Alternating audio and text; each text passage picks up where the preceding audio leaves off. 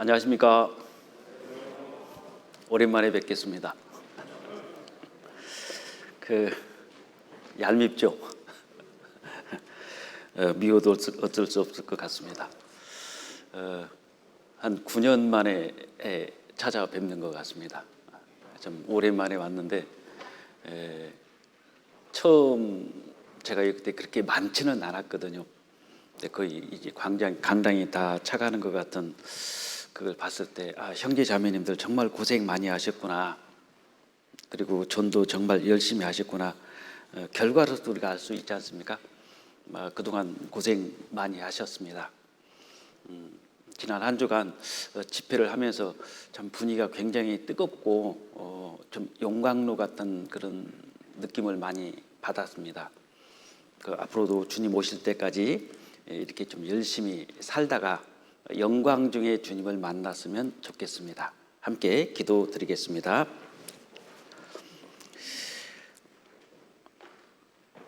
사랑과 은혜가 충만하신 거룩하신 우리 아버지 하나님,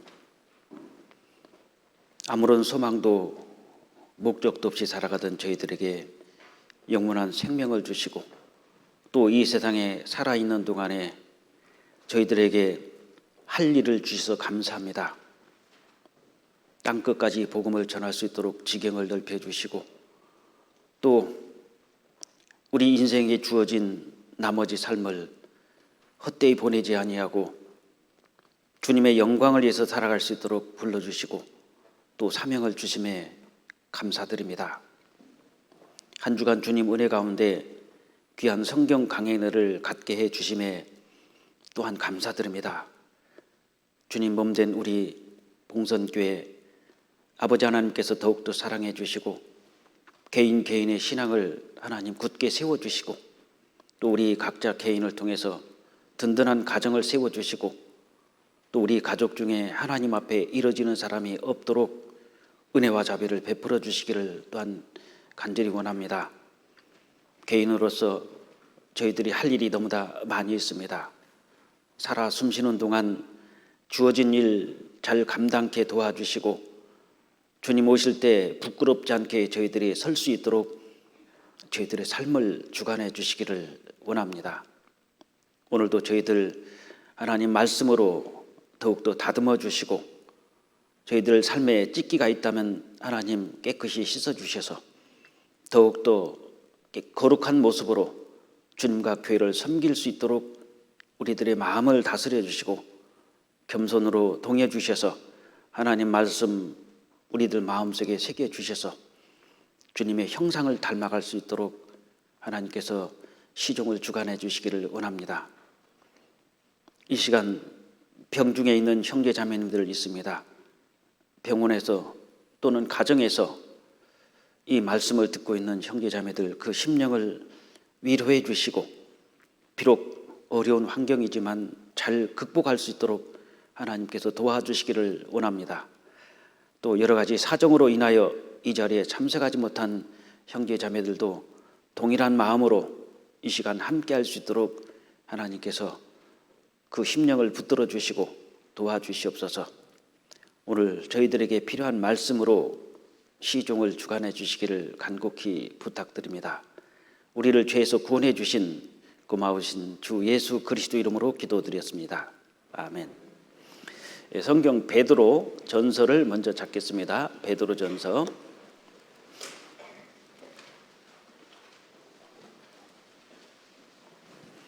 베드로전서 1장입니다. 베드로전서 1장 8절 9절 신약성경 377페이지 베드로전서 1장 8절 9절 제가 읽어드리겠습니다. 예수를 너희가 보지 못하였으나 사랑하는도다. 이제도 보지 못하나 믿고 말할 수 없는 영광스러운 즐거움으로 기뻐하니 믿음의 결국 곧 영혼의 구원을 받음이라. 자, 이걸 좀 마음속에 새겨 주십시오. 믿음의 결국 영혼의 구원을 받음이라. 그 다음에 2장 1절입니다. 그러므로는 1장하고 연결이 되겠죠. 자, 영혼의 구원을 받았으니까 그러므로 모든 악독과 모든 괴휼과 외식과 시기와 모든 비방하는 말을 버리고 갓난 아이들 같이 순전하고 신령한 젖을 사모하라. 이는 이로 말미암아 너희로 구원에 이르도록 자라게 하려 함이니라.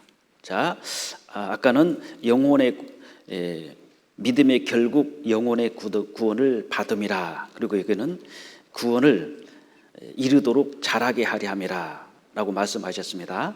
그 다음에 4장을 가보겠습니다. 4장 13절, 오직 너희가 그리스도의 고난에 참여하는 것으로 즐거워라. 이는 그의 영광을 나타내실 때 너희로 즐거워하고 기뻐하게 하려 합니다. 영광의 참여, 주님이 영광에 나타나실 때, 그러니까 세 가지로 좀 나눠보겠습니다.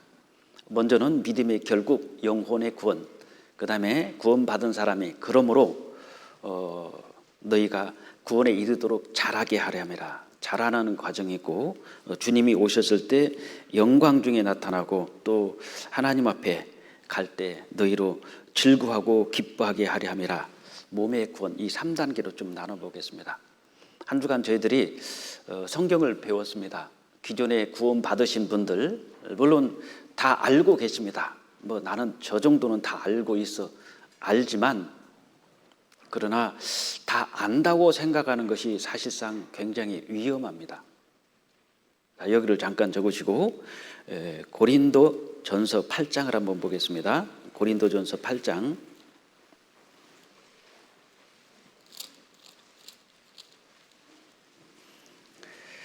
8장 2절, 고린도전서 8장 2절, 만일 누구든지 예외가 없죠. 누구든지 뭐 구원받은 지 오래됐든 적게 됐든 누구든지 무엇을 아는 줄로 생각하면, 나는 저 정도는 다 알아 생각하면 아직도 마땅히 알 것을 알지 못하는 것이요. 자, 베드로전서로 다시 넘어가겠습니다. 무엇인지 아는 줄로 생각하면 마땅히 알 것을 아직 모르고 있다. 그러니까 우리는요, 마땅히 알 것이 너무나 많습니다. 안다고 하지만 사실상 그건 빙산의 일각에 불과합니다. 얼마나 우리가 알겠습니까? 이 성경은 너무너무 깊이가 있기 때문에 들어가도 끝이 없고, 우물로 말한다면 아무리 퍼먹어도 끝없이 나오는 생수와 같아요. 금고로 말한다면 계속 금고에서 돈을 갖다 쓰는데 아무리 써도 줄어들지 않는 금고와 같은 것이 바로 성경 말씀입니다. 읽을수록, 배울수록, 묵상할수록 더욱더 깊이가 있지 않습니까? 그래서 우리가 전도 집회는 저렇게 표현을 합니다. 저는 개인적으로 전도 집회는 보약이다. 그래서 이 보약을 1년에 한 4번 정도 대전도 집회가 있지 않습니까? 4번 정도는 보약을 드셔야 됩니다. 저는 2달에 한 번씩 보약을 먹어요. 2달에 한 번씩. 굉장히 비쌉니다. 한 번 먹을 때 한 1억 정도는 가리라고 생각돼요. 그게 1년에 5번을 먹거든요. 그게 전도인 수련회입니다. 전도인 수련회는 우리 전도인들에게는 아주 보약과 같습니다. 그 귀한 보약을 먹기 때문에 우리가 계속 전도인 수련회 때는 전도인의 자세에 대해서 굉장히 배웁니다. 그러니까 전도인 수련회 가면은 우리는 이제 두들겨 맞으러 가요. 전도인 수련회는 야단만 시커 맞습니다. 전도인의 자세. 그래서 잘못한 것을 다 지적해줘요. 그걸 쭉 정리를 했는데 그대로만 살면 정말 참 모범적인 전도인이 되겠다. 그대로만 살면 못 살아서 그렇지. 그래서 한 2달에 한 번씩 계속 이렇게 말씀으로 하나님 앞에 교훈과 책망으로서 배우다 보니까 항상 조금 나태해지려다가 2달 있다 또 가서 들으면 또 정신이 번쩍 들고, 조금 나태해질 뻔하다가 2달 있다가 번쩍 들고, 계속 교훈과 책망입니다. 아까 우리 디모데후서 3장 암송하지 않습니까? 교훈과 책망은 새로 말한다면은 2 날개와 같아요. 이 새가 한쪽 날개만 있으면은 한쪽 날개가 부러졌다고 생각해 보세요. 푸두둑 가면은 나는 게 아니라 제자들도 빙빙빙빙 돕니다. 삼손처럼 정말 들릴라에게 머리 깎이고 그 감옥에 들어가서 맷돌을 돌리는 그 짐승처럼 뱅뱅뱅뱅 돌고 있었잖아요. 교훈과 책망이라는 것은 둘 중에 하나만 없어지면 안 돼요. 근데 대부분 우리는 좋은 말만 듣기를 원하지 않습니까? 책망은 듣기 싫어합니다. 그러면은 책망을 듣기 싫어하면은 한쪽 날개가 부러졌다고 생각하시면 됩니다. 못 날릅니다. 그래서 교훈과 책망과 그 교훈과 책망을 통해서 바르게 해서 모든 선한 일을 행하게 바르게 하려 함이라 그랬죠. 교훈과 책망이 말씀 들을 때마다 항상 때로는 하나님께서 우리에게 위로해 주시고 또 교훈해 주시는데 때로는 책망도 있어요. 가장 좋은 약이 입에는 씁니다. 입에는 쓰는데 몸에는 아주 위로운 거예요. 그렇듯이 양약이라는 것은 입에 쓰지 않습니까? 근데 입에 단 것이 설탕 뭐 이런 것들이 있잖아요. 입에는 달아요. 근데 건강에는 아주 안 좋습니다. 근데 몸에 좋은 것은 입에 써요. 그래서 우리가 말씀을 들을 때 때로는 쓴 말씀도 있잖아요. 어떻게 보면은 저건 나한테 하는 말 같다. 예, 맞습니다. 나한테 하는 말씀 같다. 그것이 나한테 가장 좋은 양약이라고 보시면 될 거예요. 그걸 가지고 누가 얘기했지? 이렇게 생각하면은 그 약을 먹어야 되는데 삼켜야지 되잖아요. 토해버리는 겁니다. 뱉어버리잖아요. 그럼 약이 안 됩니다. 아무리 좋은 음식이 있어도 입에서 한참 씹고 있다가 뱉어버리면 의미가 없잖아요. 먹었을 때 내 것이 되는 겁니다. 그러니까 소유하고 소화는 달라요. 소유는 가지고 있는 거예요. 냉장고에 뭐 좋은 음식이 가득 차 있는데 그걸 소유를 하고 있는데 음식을 만들어서 입으로 먹어서 내 안에 들어가야지 소화가 되지 않습니까? 그럼 내 것이 돼요. 내 것이 안 되는 이유는 그냥 소유만 하고 있습니다. 말씀을 나는 소유만 하고 있어요. 나 말씀 많이 하라, 암송 많이 해. 그건 소유거든요. 소화는 내 것으로 만들어야 됩니다. 삶으로 연결이 되고 이어졌을 때 말씀이 소화된 거지 않습니까? 그랬을 때 능력이 나타나는 거예요. 석탄 많이 쟁여놓으면 지저분하잖아요. 시커멓게. 근데 그 석탄이 소유만 하고 있으면 의미가 없습니다. 소화시켜야지 능력이 나타나요. 이 석탄을 뭐 증기기관차라든지 아니면 터빈에 석탄을 뿌려가지고 불을 데펴서 열을 만들면은 발전소도 전기를 만들어서 공급할 수도 있고 난방을 할 수도 있잖아요. 근데 석탄이 소화되지 않으면 타지 않으면은 소유만 하고 있으면은 사실상 그냥 지저분하고 시커먼 석탄으로 끝나는 거예요. 소화가 필요합니다.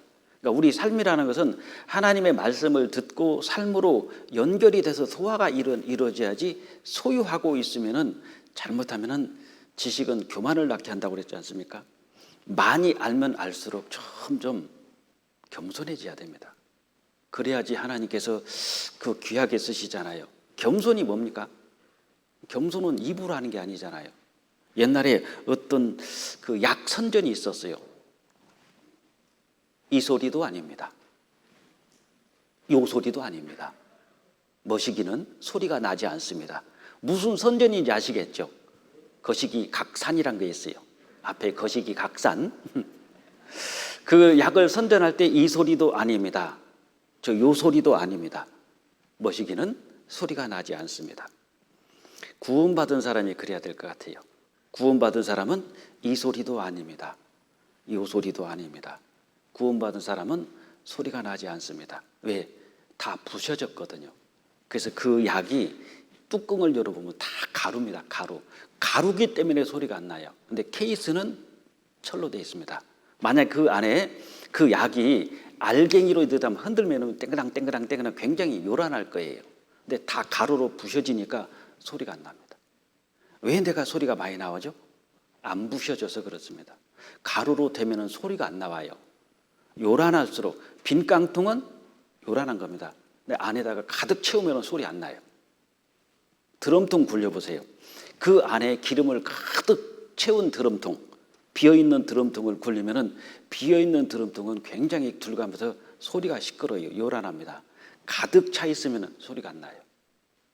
그냥 내가 살아있으면 딸그랑 소리 납니다. 내가 완전히 갈아지잖아요. 소리가 안 나요. 그래서 우리가 구원받고 난 다음에 구원의 3단계에서 오늘 좀 말씀을 드리고 싶습니다. 구원의 3단계. 첫 번째 성경이 말하는 세 가지 구원이 있는데 칭의라고, 이건 신학적인 용어입니다. 칭의, 성화, 영화, 이 네 가지의 언어가 있는데 신학 용어입니다. 이건 칭의는 믿음으로 말미암아 의롭다함을 얻는다. 그러므로 이제 구원 받았으니까 성화 점점 주님을 닮아가는 삶이죠. 성화, 이건 생활구원이라고 합니다. 아까 믿음의 결국 영혼의 구원을 받음이라 하는 영혼 구원이 있습니다. 이건 믿음으로 받는 거예요. 단번에. 그 다음에 성화는 점점 자라가는 겁니다. 구원에 이르도록 자라게 하려 함이라 그랬죠. 구원을 이루라고 그랬습니다. 이건 진행형으로 되어 있습니다. 생활구원, 말씀에 순종함으로.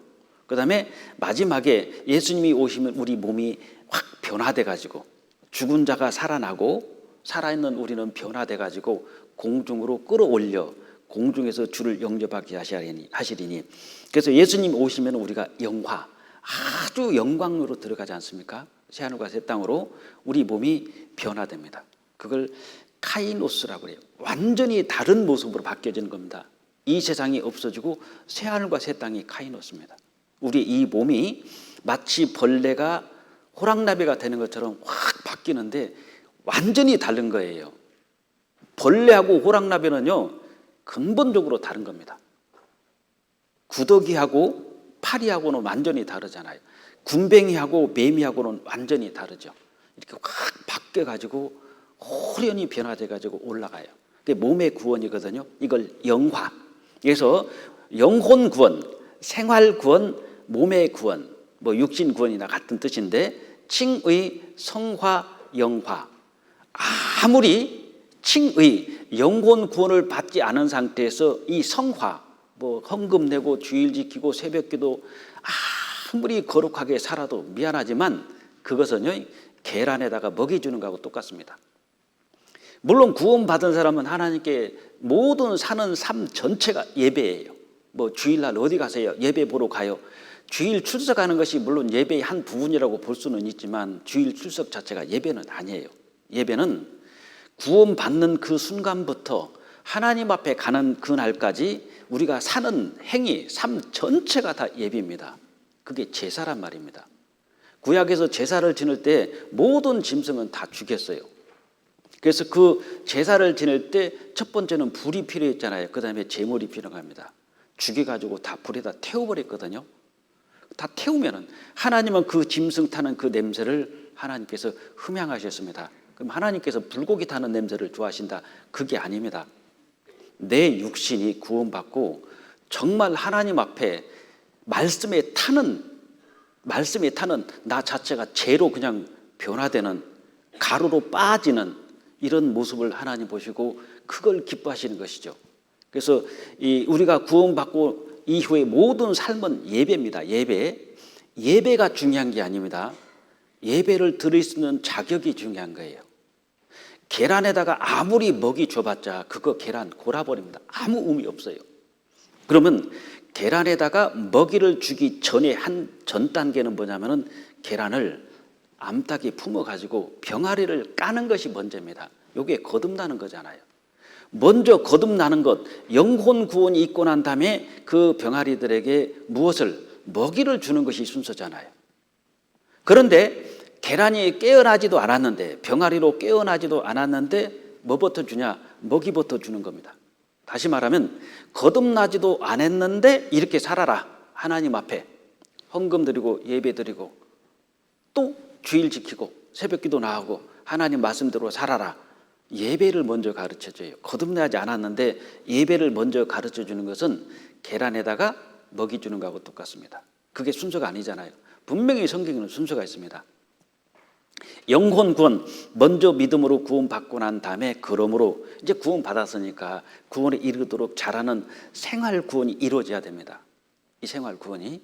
그리고 난 다음에 다 이루어지지 않은 것은 예수님 오셨을 때 우리가 싹 변화돼 가지고 부활돼서 변화돼서 천국으로 올라가는 겁니다. 이게 구원의 3단계입니다. 영혼 구원, 생활 구원, 몸의 구원. 근데 영혼 구원은 믿음으로 받고 단번에, 생활 구원은 말씀에 순종함으로 현재 진행형이고, 영혼 구원은 과거 완료형입니다.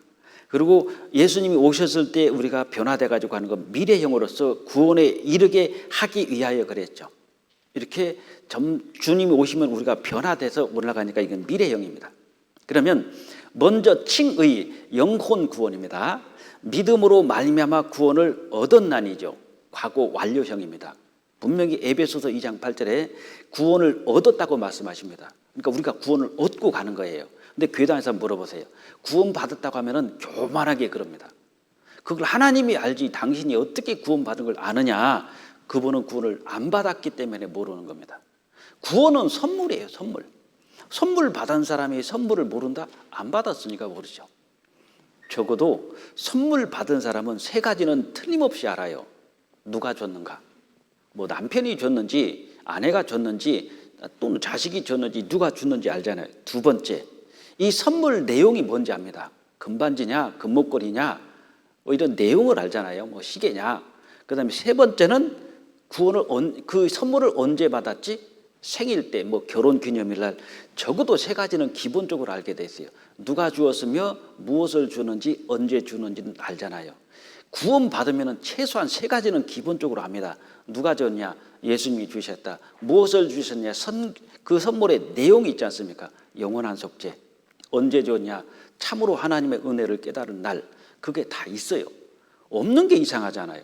못 받았기 때문에 그렇습니다. 그래서 믿음으로 말미암아 구원을 얻었나니 완료형으로 되어 있죠. 구원은 받고 가는 겁니다. 베드로서 금방 읽었어요. 우리가 1장 8절. 믿음의 결국 영혼의 구원을 받음이라. 그리고 죄와 허물로 죽었던 영혼을 살리셨도다. 에덴 동산에서 선악과를 따먹고 영혼은 죽었습니다. 살릴 것이다가 아니라 살리셨도다 그랬죠. 완료형입니다. 그리고 야고보서 1장 8절에도 진리의 말씀으로 우리를 낳으셨도다라고 완료형으로 되어 있습니다. 이게 영혼 구원입니다. 이것이 해결되지 않으면은요, 그 다음에 어떤 성화라든지 영화는 이어질 수가 없어요. 그러니까 이게 가장 중요한 겁니다. 영혼 구원이 시작이에요. 그래서 구원이란 죄사함 받았다고 같은 의미예요. 죄사함을 받았다. 이건 구원 받았다고 같은 뜻입니다. 에베소서 1장 7절 말씀에도 우리가 그리스도 안에서 그의 은혜의 풍성함을 따라 그 예수 그리스도의 피로 말미암아 구속 곧 죄사함을 받았으니 그랬죠.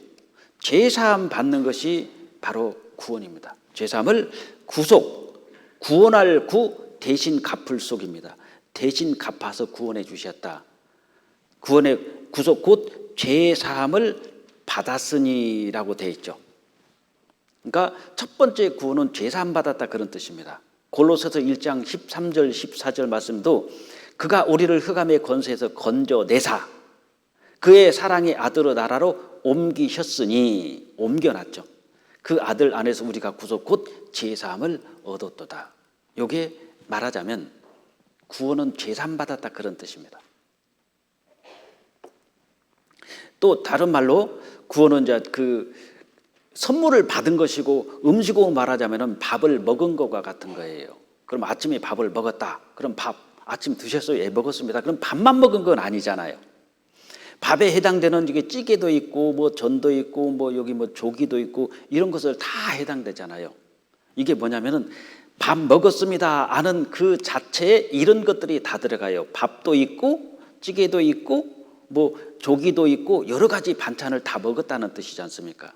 구원 받았습니다. 그 소리는 구원하는 제산 받았다는 그 소리는 죄를 벗었습니다. 천국 갑니다. 심판 안 받는다. 의롭다. 거듭났다. 하나님의 자녀가 됐다. 성령 받았다. 영생을 얻었다. 은혜 받았다. 그리스도의 신부가 됐다. 세세토록 왕노릇한다. 좁은 문을 통과했다. 내 몸이 성전이 됐다. 사망에서 생명으로 옮겼다. 영원한 기쁨 속에서 산다. 이것이 구원 제삼 안에 다 들어간 거예요. 마치 밥 먹었습니다 하면 이 안에 내가 이게 다 들어가잖아요. 이런 식으로 죄사함 받았다 또는 구원을 받았다라고도 얘기하지 않습니까? 너희가 그 은혜를 인하여 믿음으로 말미암아 구원을 얻었나니 허물로 죽은 우리를 그리스도와 함께 살리셨고 너희가 은혜로 구원을 얻은 것이라. 구원을 받았다고 그럽니다. 그 다음에 세 번째는 구원이란 영원한 속죄를 받았다. 영원한 속죄가 뭡니까? 부분 속죄를 가르쳐줘요. 대부분 교회에서는요, 원죄, 자범죄, 지금까지 지은 죄는 다 갚아주셨다. 예수님이 앞으로 살면서 짓는 죄는 회개해야 된다. 그러니까요, 영원한 속죄가 아니잖아요. 부분 속죄죠. 이게 다른 복음이다. 다른 복음, 다른 영, 다른 예수입니다. 근데 너희가 잘 용납하는도다. 그러니까 믿는 사람 중에서 가짜가 훨씬 많습니다. 여러분 교회 다니는 사람 중에서 100명 중에 1명 구원받은 사람 있을까요? 어림도 없습니다. 100명 중 하나는 찾기 힘들어요. 죽어도 수백 명 중에 한 사람 나올까 말까 합니다. 왜 그렇죠? 잘못 가르쳐서 그래요. 분명히 영원한 속죄인데 부분 속죄를 가르쳐 줍니다. 성경 다 찾아보세요. 부분 속죄가 나오는지. 모든 죄라고 그랬지 과거죄만 나옵니까? 영원히 갚아줬지 언제만 갚아주셨어요? 아니잖아요. 그러니까 잘못 가르치면 잘못 배워요. 잘못 배우면 잘못 믿습니다. 잘못 믿으면 잘못 가요. 잘못 가면 지옥 갑니다. 왜 지옥 가죠? 잘못 가르쳤어요. 잘 가르치면 잘 배웁니다. 잘 배우면 잘 믿어요. 잘 믿으면 잘 가요. 잘 가면 천국 가요. 왜 천국 가죠? 잘 가르쳤어요. 똑같은 성경인데도 왜 이단이 그렇게 많습니까? 기독교 안에 이단이 최고 많습니다. 불교는 이단이 없어요. 어차피 이단이니까 다. 천주교도 이단이 없어요. 어차피 이단이잖아요. 기독교만 이단이 유독 많잖아요. 왜? 짝퉁은 명품일수록 짝퉁이 많아요. 기독교는 진리입니다. 진리. 그러니까 짝퉁이 많은 겁니다. 기독교 안에. 영원한 속죄를 이루사 그랬잖아요. 영원한 속죄입니다. 구원은. 영원한 속죄. 그 다음에 영생을 얻었다. 그토록 사람들이 진시황에 이거 참 어떻게 그냥 안 죽고 싶은데 불사약, 불로초, 영생약을 구해와라. 어디가 있어요? 그런 약이 세상에. 근데 우리는 영생을 얻었지 않습니까? 요한복음 10장 28절 말씀에 내가 저에게 영생을 주노니 영생을 줬고 우리는 받았잖아요. 영원히 멸망치 아니할 터요. 또 저희를 내 손에서 하나님 손에서 빼앗을 자가 없느니라. 영생을 주셨고 우리는 영생을 얻었고 이게 구원의 안전성입니다. 안전한 거예요. 아니 우리는 받았고 하나님이 이루어서 사방에서 생명으로 옮겨놨는데 얼마나 안전합니까? 하나님이 하셨는데 내가 진실로 진실로 너에게 이르노니 내 말을 듣고 근데 자꾸 자기 생각을 보는 겁니다. 구원 못 받는 이유가요. 자기 생각이 너무나 지배적이에요. 내 생각에는 아닌 것 같아. 어떻게 내 죄를 가져가서. 그건 자기 생각이잖아요. 딱 마음을 비우고 야 2000년 전에 이미 세상 사람 모든 죄를 예수님이 다 갚아놓으셨구나. 그럼 지옥 갈 사람이 누가 있어요? 죄 때문에 지옥 갈 사람 하나도 없습니다. 다만 지옥 간다면은 그 죄를 다 사해 놓으셨는데 믿지 않는 그 죄 하나 때문에 지옥 가잖아요. 어제 말씀드린 대로 그까짓 거 안 믿었다고 그 죄가 그렇게 크냐? 그거는 성령을 회방죄입니다. 성령 회방죄예요.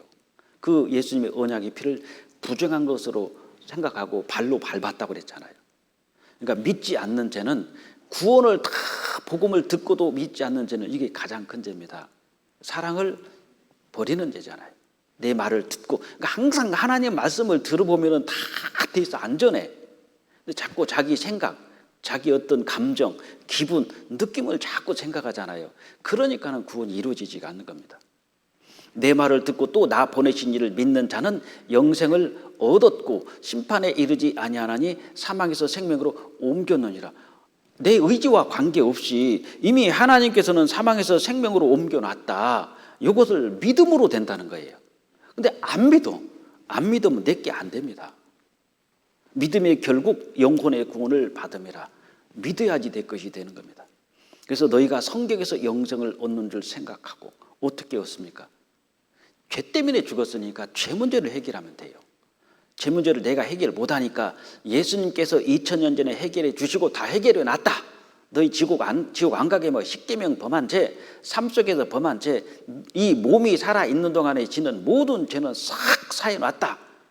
그러니 사해 놓은 것을 믿고 와라. 근데 안 믿고 가는 사람들이 있지 않습니까? 그래서 영생을 얻었다, 거듭났다. 거듭났다는 것은 우리가 영혼이 죽었다가 다시 살아나는 겁니다. 에덴 동산에서 선악과 먹을 때 하나님 먹는 날에는 정령 죽으리라. 뭐가 죽었냐? 영혼이 죽은 겁니다. 그 죽은 영혼이 왜 죽었냐? 죄 때문에 죽었잖아요. 그러니까 그 죄는 이 전등으로 말하자면 스위치하고 똑같습니다.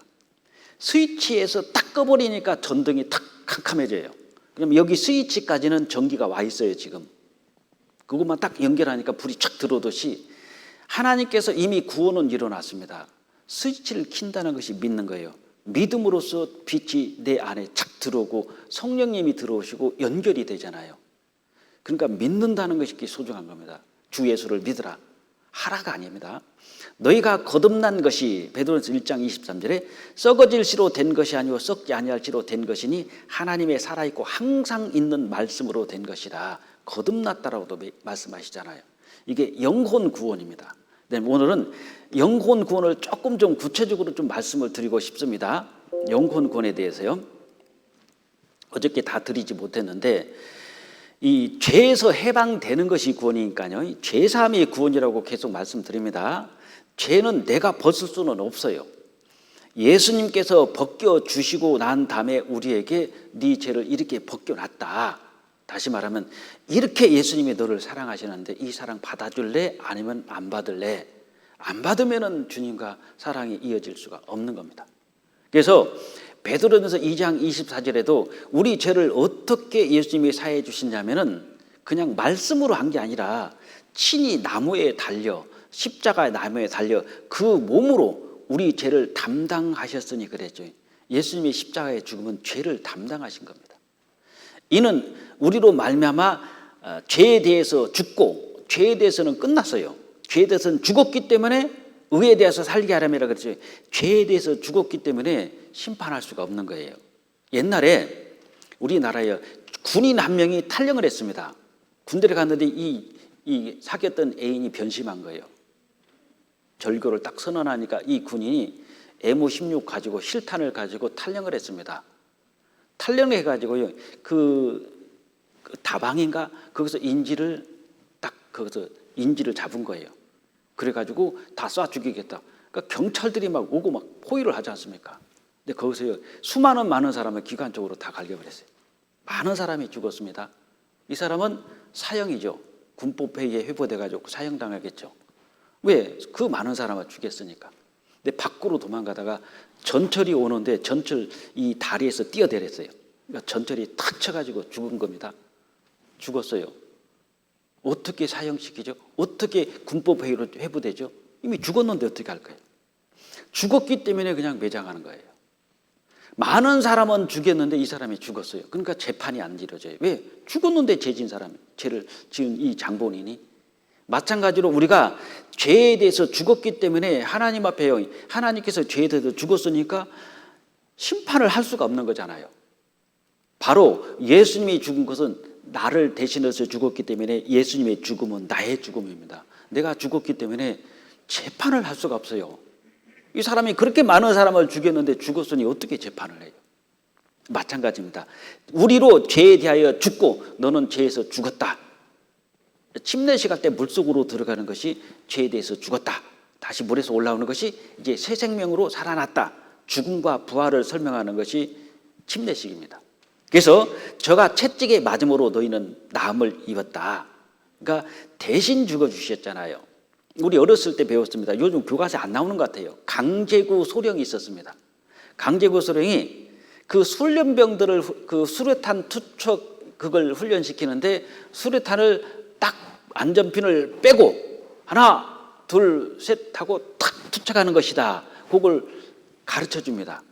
그리고 모의 수류탄을 해가지고 실제로 수류탄 투척 연습하거든요. 그 다음에 이제 거기서 진짜 뽑아요. 한 3명에서 5명 정도 나와. 그럼 용기 있는 사람이 나갑니다. 이제 실제 폭탄입니다. 실제로 폭탄을 갖다 놓고 이 강제구 소령이 안전핀을 탁 뽑았어. 이제 터지지는 않는데 내가 잡고 있으니까 던지면은 터진다. 그래서 안전핀을 보고 하나 둘 셋 투척 탁 던지면 빵 터지는 거예요. 이제 병사 하나가 안전핀을 뺐어요. 달달달달 떴다가 수류탄을 떨어뜨렸습니다. 땅에다가. 여기가 터지죠. 그때 강제구 소령이 엎드려 그리고 자기가 수류탄을 탁 끼얹는 겁니다. 그러니까 빵 터졌는데 강제구 소령 혼자만 죽었어요. 부하들 다 살아났습니다. 왜? 그게 대신 죽은 거예요. 부하들을 살리기 위해서 강제구 소령이 수류탄을 끼얹는 겁니다. 빵 터지니까 온몸이 어떻게 되겠습니까? 산산조각 나겠죠. 부하들은 다 살아났습니다. 한 사람이 죽음으로써 그 부하들을 살린 거예요. 이와 같이 예수님께서 우리 대신 죽은 것은 우리 전 인류를 살리기 위해서 혼자 예수님이 그 죄에 대한 심판을 대신 받으신 겁니다. 하나님이 받으셨으니 얼마나 안전합니까? 베드로전서 3장 18절에도 그리스도께서 한 번 죄를 위하여 죽으사 의인으로서 불의한 자를 대신하였으니 그랬죠. 대신 죽어주신 거예요. 내가 죽을 그곳에 내가 받을 심판을 대신 받으신 겁니다. 디도서 2장 14절에도 그가 우리를 대신하여 자신을 주심은 모든 불법에서 우리를 구원할 구 대신 갚을 속이라고 그랬죠. 대신 갚아서 구원하시고 우리를 깨끗하게 하사 선한 일에 열심하는 친백성이 되게 하려 하심이라. 대신 자신을 주신 겁니다. 우리 살리기 위해서 예수님이 대신 죽어주신 거예요. 예수님 그 십자가에 달리기 전에 살인강도 바라바고 예수님 둘을 세워놓고 빌라도가 얘기하잖아요. 자, 예수와 살인강도 바라바다. 이 둘 중 하나는 오늘 처형을 할 것이다. 그랬을 때 백성들이 바라바를 달라고 그러고 예수님을 십자가에 죽이라고 그랬잖아요. 이때 이 바라바가 바로 납니다. 나는 반드시 심판받아서 십자가에 죽어야 할 죄인이에요. 근데 그때 예수님이 죽으시고 바라바가 살아났어요. 우리는 왜 삽니까? 예수님이 죽어주셨기 때문에 살인강도 바라바인 내가 살아난 거예요. 대신 죽어주셨잖아요. 근데 우리는 그 은혜를 모른단 말입니다. 근데 그 은혜를 알자는 거예요. 그래서 이 바라바는 석방이 되고 자유인이 된 겁니다. 왜? 그때 예수님이 안 죽으셨으면 바라바가 죽어야 돼. 이 바라바가 누구냐? 납니다. 각자다. 여인이 그 어찌 젖먹는 자식을 잊겠으며 자기 태에서 난 아들을 긍휼히 불쌍히 여기지 않겠느냐. 그들은 혹시 잊을지라도 나는 너를 잊지 아니할 것이라. 내가 너를 내 손바닥에 새겼고 그랬죠. 부모들은 자식을 낳아서 해외 이방도 시켜주고 고아원에다 버리기도 길거리에 버리기도 해요. 네 부모는 너를 버린다. 그러나 나는 너를 버리지 않는다. 내 손바닥에다가 너를 새겼다. 예수님이 손바닥에 새겨졌어요. 그게 못자국입니다. 그 못자국이 봐라. 너를 대신한 자국이다. 네가 지은 모든 죄를 갚은 자국. 그게 손에 못자국이잖아요. 뭐 미국에서 그런 일이 있었다고 그러더라고요. 흑인을 백인이 때리는 겁니다. 그리고 칼을 던졌는데 한 사람이 거기서 탁 막았어요. 근데 칼이 손에 딱 꽂혔답니다. 근데 이 백인은 도망갔어요. 그럼 이제 칼이 손에 꽂혔으니까 이제 흑인은 살았죠. 그리고 흑인을 데리고 갔어요. 자기 집으로. 그러면서 이 흑인이 나는 당신이 내 생명을 살려줬으니까 나는 당신 밑에서 노예로서 평생을 당신을 섬기겠다고. 그런데 처음에는 그렇게 해요. 근데 조금 시간이 지나가면 좀 주인한테 어떻게 합니까? 개겨요. 아, 주인님 이렇게 개기니까 그럴 때 이 주인님은요 아무 말 안 했대요. 이리 와봐. 그러면 예, 알겠습니다. 왜? 여기 큰 흉터가 있어요. 왜? 그때 이 사람한테 칼을 던진 걸 이 사람이 막아줬거든요. 근데 칼자국이 있는 겁니다, 이게. 그래서 이 모습이 조금 주인한테 개기려고 하면은 이리 와봐. 말할 게 필요 없어요. 그러면은 또 제자리로 딱, 생명의 은인이시지, 살려주셨지. 예수님 손바닥에요, 못자국이 뻥 뚫어져 있습니다. 우리가 눈으로 안 보여서 그렇지 마음속으로 주님의 손을 보면 뻥 뚫어져 있잖아요. 그걸 보면은 내 죄를 갚아주시고 구원해 주셨지. 그걸 잊어서는 안 되죠. 그래서 시편 27장 10절 말씀에도 내 부모는 나를 버렸으나 여호와는 나를 영접하시리다. 하나님은 나를 안 버려요. 부모는 버릴 수가 있습니다. 입양도 시키고 버리잖아요. 그래서 대신 죽어주셨는데 이 속전이 뭐냐? 속전은 대신 갚다는 뜻입니다. 속자가 대신 갚을 속자예요. 그래서 예수님께서 이렇게 십자가에서 고난받으신 것은 값을 치르다, 값을 지불하다 이런 뜻입니다. 우리는 죄의 종이었기 때문에 죄에 끌려서 어디까지 가냐면 지옥까지 가는 거예요. 그럼 그 죄에서 해방시키려면은 그 값을 지불해야죠. 이런 뜻입니다. 값을 치르다, 값을 지불하다 이런 뜻이에요. 성경에 보면은 속전, 속량, 속죄, 대속, 구속 이런 말씀이 나오죠. 계속. 그럼 이 속전은 뭐고, 속량은 뭐고, 속죄는 뭐고, 대속은 구속은 뭐냐? 한마디로 말하면 값을 치르고 값을 지불하다 그런 뜻입니다. 그래서 속전으로서, 속량으로서, 속죄로서, 대속으로서 계속 포함되는 말씀이 속자입니다. 값을 치르다, 값을 지불하다. 속전, 값을 치르고 지불한 겁니다. 속량, 속죄, 대속, 구속 같은 의미예요. 속전, 종으로 팔린 사람을 되찾아올 때 사용하는 돈을 속전이라고 그래요. 그래서 디모데전서 2장 5절 6절 말씀에 하나님은 한 분이시요 또 하나님과 사람 사이의 중보도 한 분이시니 곧 사람이신 그리스도 예수라. 그가 예수께서 모든 사람을 위하여 자기를 속전으로 주셨으니 그랬죠. 속전, 종으로 팔린 사람을 되찾아올 때 지불하는 돈입니다. 예수님께서 자기 목숨을, 자기를 속전으로 준 겁니다. 그러니까 우리는 정말 죄로 끌려서 죄의 종이 돼서 지옥으로 가는 것을, 그것을 죄값을 돈이 아니라 예수님이 자신을 속전으로 내 몸으로 나는 전당, 내가 내 몸으로 갚겠다. 그러니까 나를 죄에서 해방시키고 지옥에서 해방시키는 게 예수님은 자신의 몸을 속전으로 드린 겁니다. 노예를 해방시키려면 돈이 필요하잖아요. 그 돈은 뭐 부자면 얼마든지 할 수 있습니다. 근데 예수님은 돈이 아니라 자기 몸을 속전으로 드린 겁니다. 속량은 몸값을 받고 종의 신분을 풀어주어 양면이 되게 하는 것. 그래서 레위기 25장 47, 48절에도 너희 중에 우가는 이방인은 부유하게 되고 그 곁에 사는 너희 동족은 빈하게 되므로 너희 중에 우가는 이방인에게나 그 종에게 몸이 팔렸으니까 종으로 팔려갔죠. 팔린 후에 그를 속량할 수 있나니 그 형제 중 하나가 속하거나 그랬죠.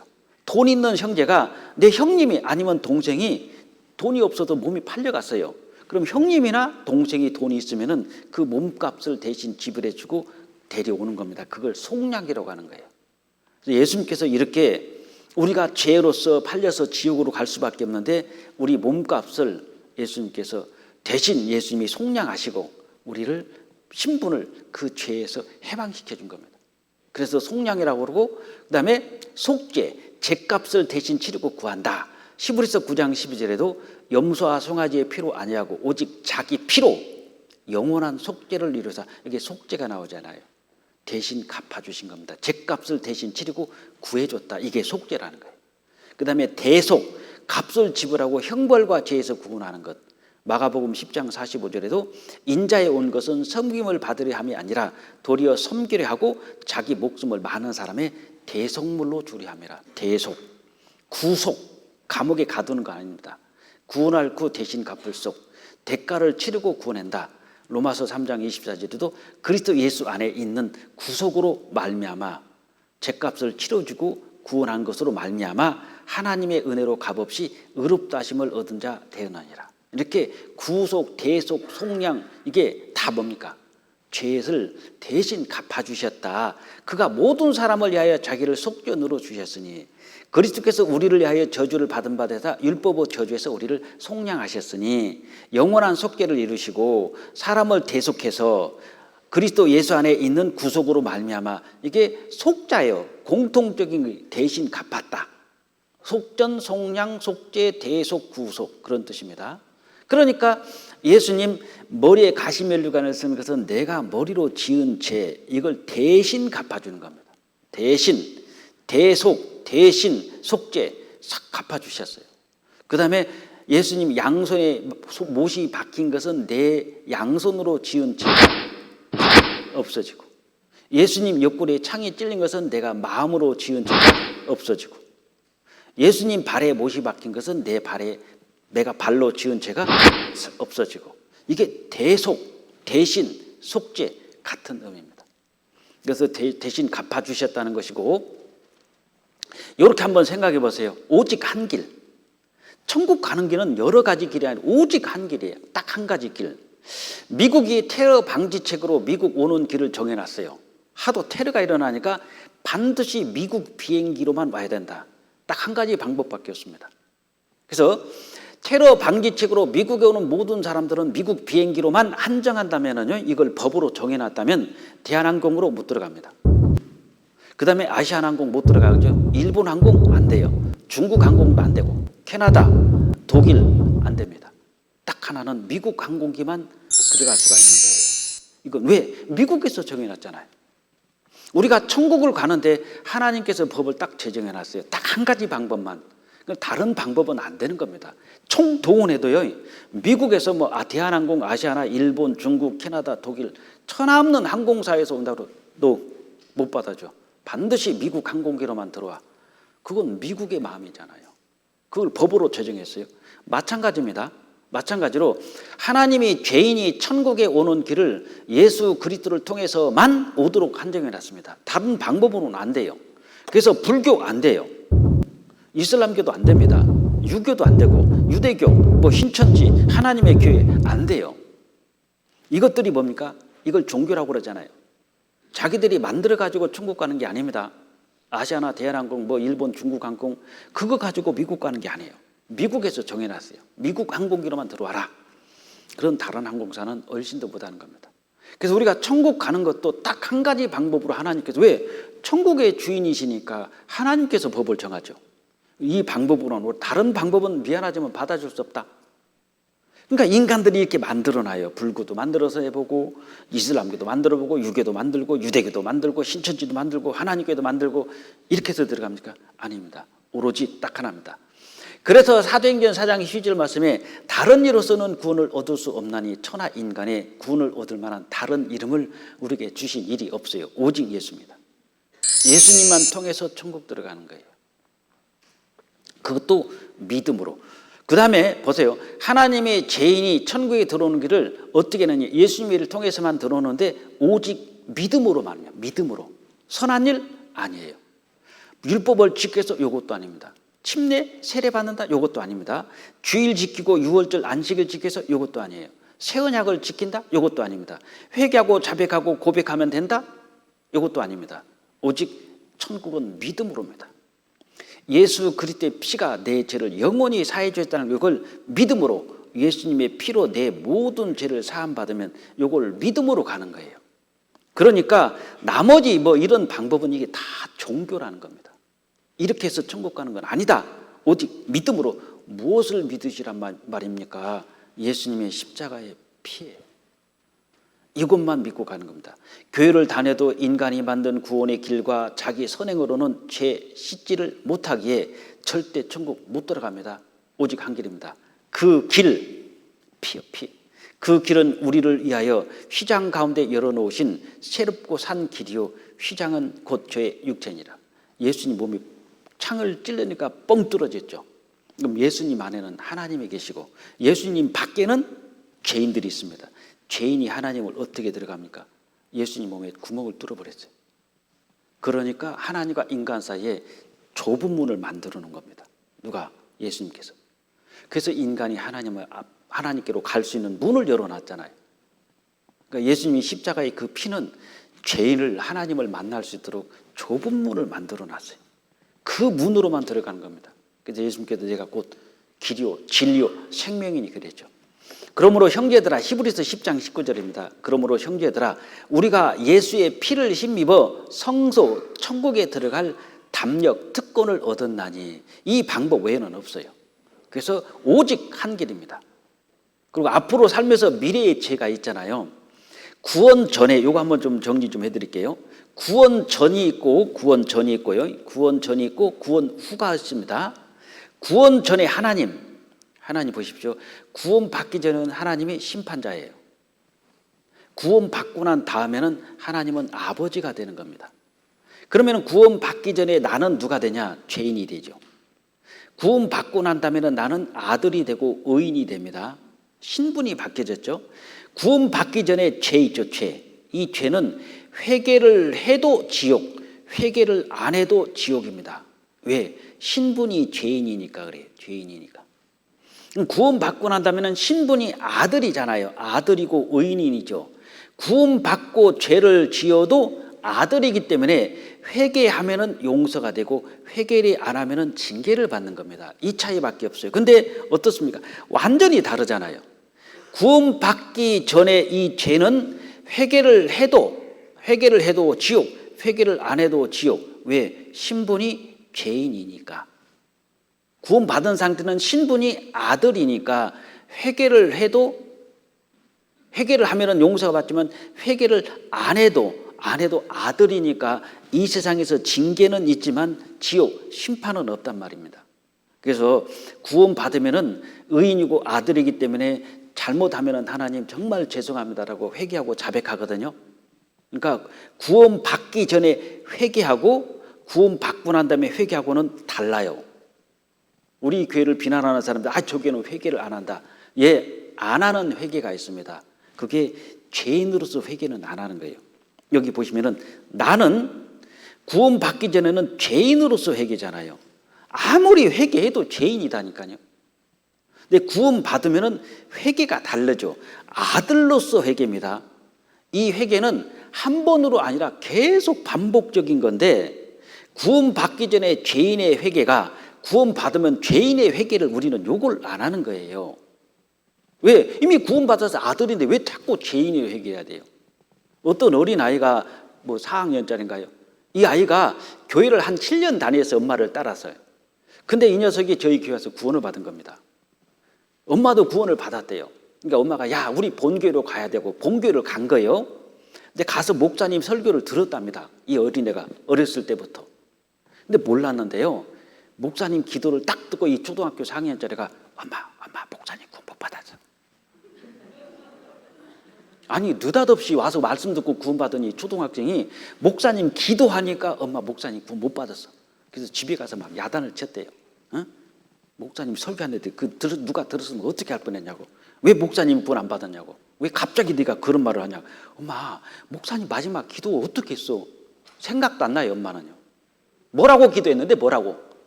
목사님이 그랬잖아. 이 모든 기도를 쫙 하면서 이 기도를 뭐라고 그랬냐면 이 죄인이 예수님 이름으로 기도드렸습니다. 그렇게 목사님이 기도를 했어요. 쭉 가다가 마지막에 가서요. 이 죄인이 예수님 이름으로 기도드렸습니다. 이 목사님 누구예요? 그러니까 그걸 딱 찾아내요. 초등학교 4학년짜리 가요. 그 전에는 그게 들어도 기머거리거든요. 안 들립니다. 구원 받으니까 목사님이 죄인이네? 그럼 죄인이면 지옥이지. 목사님이 자기 입으로 시인한 거예요. 이 죄인이 예수님 이름으로 기도드렸습니다. 겸손한 것 같으죠? 신분이 죄인입니다. 죄인이 가는 곳은 지옥이잖아요. 구원 받으면 딱 기도만 들어봐도 구원 아니네. 금방 찾아냅니다. 초등학교 4학년짜리가. 그래서 우리가 회개를 안 하는 게 아니라 회개를 하는데 죄인으로서 회개서는 이미 끝났어요. 이 죄인이 예수님 이름으로 기도드렸습니다. 왜 죄인이냐고 아들이죠. 그래서 우리는 아들로서 회개를 하는 겁니다. 그래서 여기 보면 이렇게 돼 있어요. 나는 구원받기 전에 나는 회개를 하는데 죄인으로서 회개를 하고 구원받으면 이것이 끝나는 겁니다. 이제는 아들로서 회개가 이루어지죠. 구원받기 전에 나는 신분의 죄인이니까 당연히 갈 곳은 지옥이고, 구원받았으니까 나는 아들이니까 당연히 갈 곳은 어디입니까? 천국이잖아요. 그래서 구원받기 전과 구원받기 후가 완전히 다릅니다. 그래서 우리는 구원받았기 때문에 죄인으로서 회개는 끝났고 우리는 지옥 안 나고 아들로서 회개하고 천국 가는데, 살다 보면 잘못할 수 있죠. 어떻게 우리가 이 육신이 있는데 항상 아버지 뜻대로만 살겠습니까? 부족할 때가 있고 실수할 때 있어요. 그럴 때 회개하면 용서해 주시고 회개를 안 하면 징계가 있다는 뜻입니다. 그래서 구원 전에는 우리가 지옥행을 타고 갔어요. 죄인이고 종이었습니다. 죄의 종. 근데 믿음으로 구원받잖아요. 구원받으면 이제 구원 후가 되죠. 지옥행에서 천국행으로 차가 옮겨진 겁니다. 그리고 우리는 죄인이 아니라 의인이 됐고 종이 아니라 아들이 됐죠. 그럼 어떻게 됩니까? 구원받기 전에는 하나님이 심판자였고 구원받으니까 하나님이 아버지가 되고, 그 다음에 구원받기 전에는 죄는 심판받고 형벌받고 지옥 가잖아요. 지옥. 근데 구원받으면 이 죄는 징계로서 끝납니다. 이 세상에서. 근데 꾸지람 받고 하나님께 징계는 받아야 채찍질 당할 수는 있어요. 그러나 지옥은 안 가잖아요. 완전히 다른 겁니다. 그렇다면 구원이란 것이 뭐냐? 우리가 믿음의 대상과 내용이 중요한 겁니다. 믿음의 대상은 우리는 예수를 믿고 믿음의 내용은 복음을 믿잖아요. 근데 이렇게 우리가 구원받은 믿음의 내용이 중요하지 않습니까? 당신 도대체 무엇을 믿는 거야? 복음을 믿지 않습니까? 예수님께서 십자가 다 이루었다. 이 복음을 믿잖아요. 그리고 대상은 우리는 사람을 믿는 게 아니라 예수 그리스도를 믿지 않습니까? 여기에 틀리면 다 이단이고 가짜가 돼요. 예수님 안 믿고 다른 것을 믿으면 다 가짜잖아요. 복음을 안 믿고 엉뚱한 걸 믿잖아요. 그거 다 가짜잖아요. 그래서 한 길로만 가고 미래의 전은 이렇게 하시고 이 언약은 불변합니다. 다만 구약 성경에 보면 그림자가 있어요. 예수님이 오셔서 우리 죄를 사해 줄 그림자가 짐승을 가지고 여러 가지 방법으로서 하나님께서 구원을 설명하신 것이 있습니다. 첫 번째가 아담과 하와예요. 아담과 하와는 원래는 옷을 벗고 살았습니다. 근데 옷을 벗고 살았는데도 이것이 죄라는 것을 몰랐어요. 왜? 그때는 죄가 없었거든요. 그래서 선악과를 따먹고 난 다음에 벌거벗은 수치를 발견하니까 어떻게 했느냐, 벗은 줄을 알고 무화과나무 잎을 엮어 치마를 하였더라. 그러니까 자기 수단과 방법과 인간의 공로로 수치를 가려보려고 했던 거예요. 그러니까 나무 잎을 따가지고 막 가슴도 가려보고 뭐 이 밑에도 가려보지만 가려지냐 이겁니다. 그럼 아침에 하면은 점심 때 다 부서지면 줄기만 났고 매일마다 갈아입어야 돼. 근데 가려지지가 않잖아요. 이건 인간의 수단과 방법, 인간의 공로로는 죄를 덮을 수 없다. 그래서 아니에요. 그래서 하나님께서 어떻게 합니까?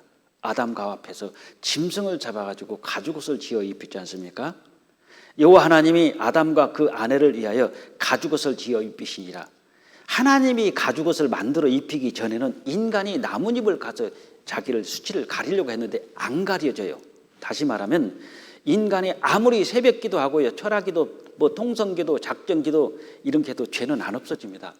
방언, 환상, 죄 안 없어져요. 아무리 펑펑 울어도 죄는 안 없어져요. 그게 다 뭐냐? 행위죠. 그걸 종교라고 하는 겁니다. 기독교는 종교가 아니에요. 그러니까 아담의 그 가죽옷을 하나님이 입혀주시기 전에 나뭇가지를 따가지고 나뭇가지로 자기를 덮으려고 했던 것은 그게 계속 뭐냐면은 요즘 말하면 기독교에서 말하는 근거예요. 새벽기도, 주일성수, 뭐 착하게 살아, 말씀대로 살아라, 방언해라, 막 기도하다가 환상 받다, 계시 받았다, 막 기도하다가 막 눈물이 나왔다. 이거하고 가죽옷하고 무슨 상관이 있냐고요. 그 구원 아닙니다. 그러니까 그것이 인간의 행위와 공로예요. 그게 아니라 하나님께서 그냥 아주 아담과 하와의 그 벌거벗은 수치를 가려주기 위해서 죄 없는 짐승을 죽였잖아요. 그럼 이 짐승이 누구냐? 바로 예수님의 그림자입니다. 예수님이 죽음으로써 우리에게 구원의 옷을 입혀주시고 의의 겉옷을 입혀주신 거예요. 그래서 아담과 하와에게 가죽옷을 지어 입히시니라. 하나님이 구원의 옷을 입혀주시지 않습니까? 이건 죄인인 나, 하나님과 나 사이가 죄가 막혀 있는데 내가 무화과나무의 옷을 이렇게 만들어 입는 것은 인간이 만든 옷이잖아요. 자기 행위로서 가려고 하는 겁니다. 인간의 노력, 선행, 종교, 율법, 체험, 직분 이런 걸로 천국 가는 게 아니에요. 이게 아니고 하나님께서 우리에게 베풀어 주신 은혜가 있습니다. 가죽옷입니다. 하나님이 만드신 옷, 하나님의 은혜, 예수님의 피. 그 짐승이 죽어야지 가죽이 나와요. 그러니까 아담과 하와의 수치를 가리기 위해서 짐승이 죽었듯이 내 죄의 수치를 가리기 위해서는 반드시 예수님의 십자가의 피가 흘려져야 되는 겁니다. 가인과 아벨의 제사도 또 하나의 그림자입니다. 가인은 이렇게 농사를 지어가지고 하나님께 제사를 지냈고, 세월이 지난 후에 가인은 땅의 소산으로 제물을 삼아 여호와께 드렸고, 그 다음에 아벨은 어머니 아버지가 얘기했을 거 아니에요. 우리가 선악과를 따먹고 벌거벗고 있었는데 그때마다 그 나뭇잎을 만들어서 이렇게 막 가리려고 했지만 안 됐다. 근데 하나님께서 짐승을 잡아서 이렇게 엄마하고 나하고 이렇게 가죽옷을 만들어 주셨다. 그걸 가인도 들었고 아벨도 들어요. 근데 아벨은 정말 거기서 깨달아요. 깨달았다는 게 뭐겠습니까? 아벨은 딱 듣고 아하, 아버지 어머니의 수치를 가리기 위해서 짐승이 죽었구나. 그럼 나도 하나님 앞에 내 수치를 가리기 위해서 나는 양을 잡아야지. 이게 아벨의 제사입니다. 이 가인은 농사졌거든요. 농사져가지고 아버지가 그런 말씀하시는데 관심 없어. 어떻게 하지? 그래, 내가 농사지니까 최고 좋은 극상품으로 드려야 되겠다. 하나님께 제사 드리는데 썩은 거 갖다 놓겠습니까? 최고 좋은 거 갖다 놨겠죠. 근데 하나님 요거 안 받잖아요. 가인의 제사는. 아벨의 제사를 받고 아벨을 하나님께서 의롭다고 하셨거든요. 아벨은 믿음으로 드렸습니다. 이게 뭐냐면 아벨은 자기도 양의 첫 새끼와 그 기름으로 드렸더니 여호와께서 아벨과 그 제물을 열납 기쁘게 받아주셨어요. 근데 가인은 안 받아주죠. 그래서 이 아벨이 하나님께 드렸던 이 양이 짐승을 잡아서 하나님께 드린 것이 예수님의 그림자입니다. 가인은 자기 공로예요. 열심히 하면은 가는 걸로 생각해요. 그러니까 아벨은 짐승을 키우는 목동입니다. 자기가 뭐 짐승을 난 것도 아니고 뭐 짐승을 자기가 키워놔야 풀뜯어 먹고 지네들이 자라났지. 가인은 1년 내내 땀을 흘려서 농사를 진 거예요.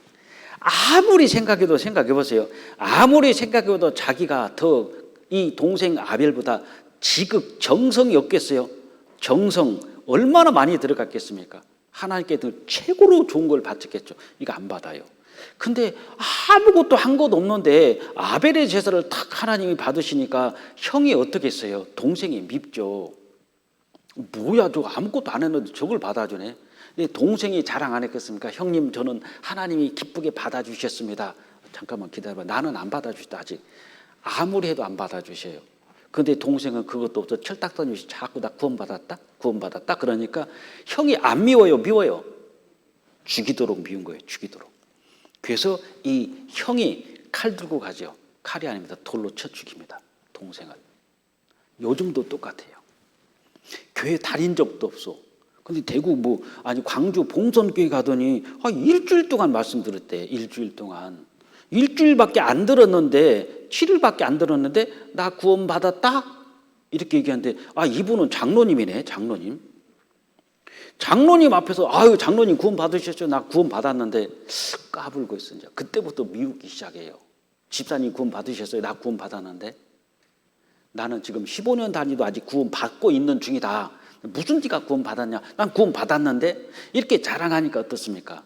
그러니까 장로님이 싫어하고 집사님이 싫어하고 아버지일지라도 아버지도 싫어합니다.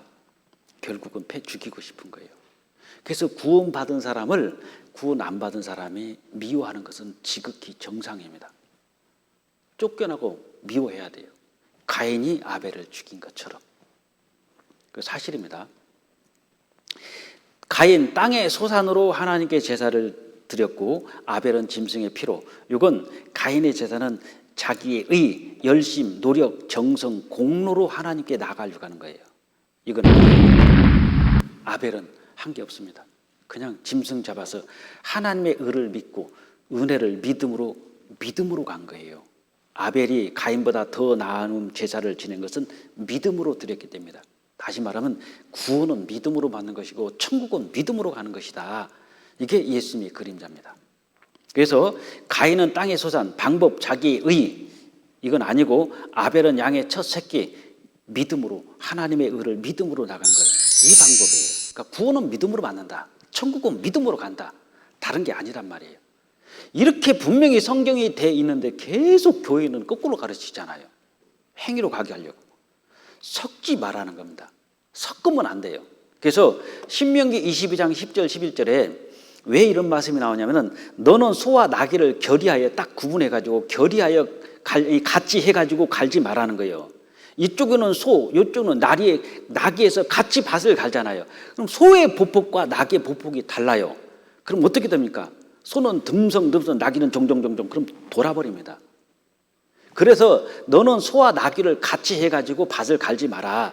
양털과 배실을 서로 섞었다는 것을 입지 마라. 이것이 이런 옷 입지 마라. 그게 아니라 섞지 않아야 된다. 섞어서는 안 될 것이 있습니다. 율법이 있죠. 이 율법하고 은혜는 섞으면 안 돼요. 율법은 죄를 깨닫게 해주는 것이고 은혜는 구원인데 내가 이렇게 과거에 지은 죄는 예수님이 다 사해 주셨으니까 그건 은혜다. 과거의 죄는 지금까지 지은 죄는 사해 주니까 이건 은혜. 그 예수님의 은혜를 믿고 그럼 앞으로 죄는 어떻게 할 거요? 그건 내가 하나님 앞에 회개하고 남은 것을 열심히 해야 되지. 열심히. 이걸 섞잖아요. 이것이 구원의 변질입니다. 이렇게 섞지 말라는 거예요. 양털이 뭐죠?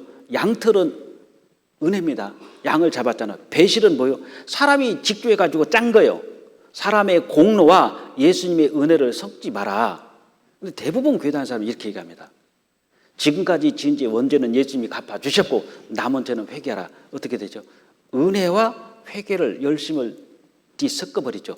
양털과 배실을 섞죠. 소와 나귀를 결의해서 갈죠. 그러니까 잘못된 거예요. 근데 성경은 그러지 말라고 그랬지 않습니까? 여기에 생수가 있습니다. 독약이 50% 들었어요. 요거 못 마시잖아요.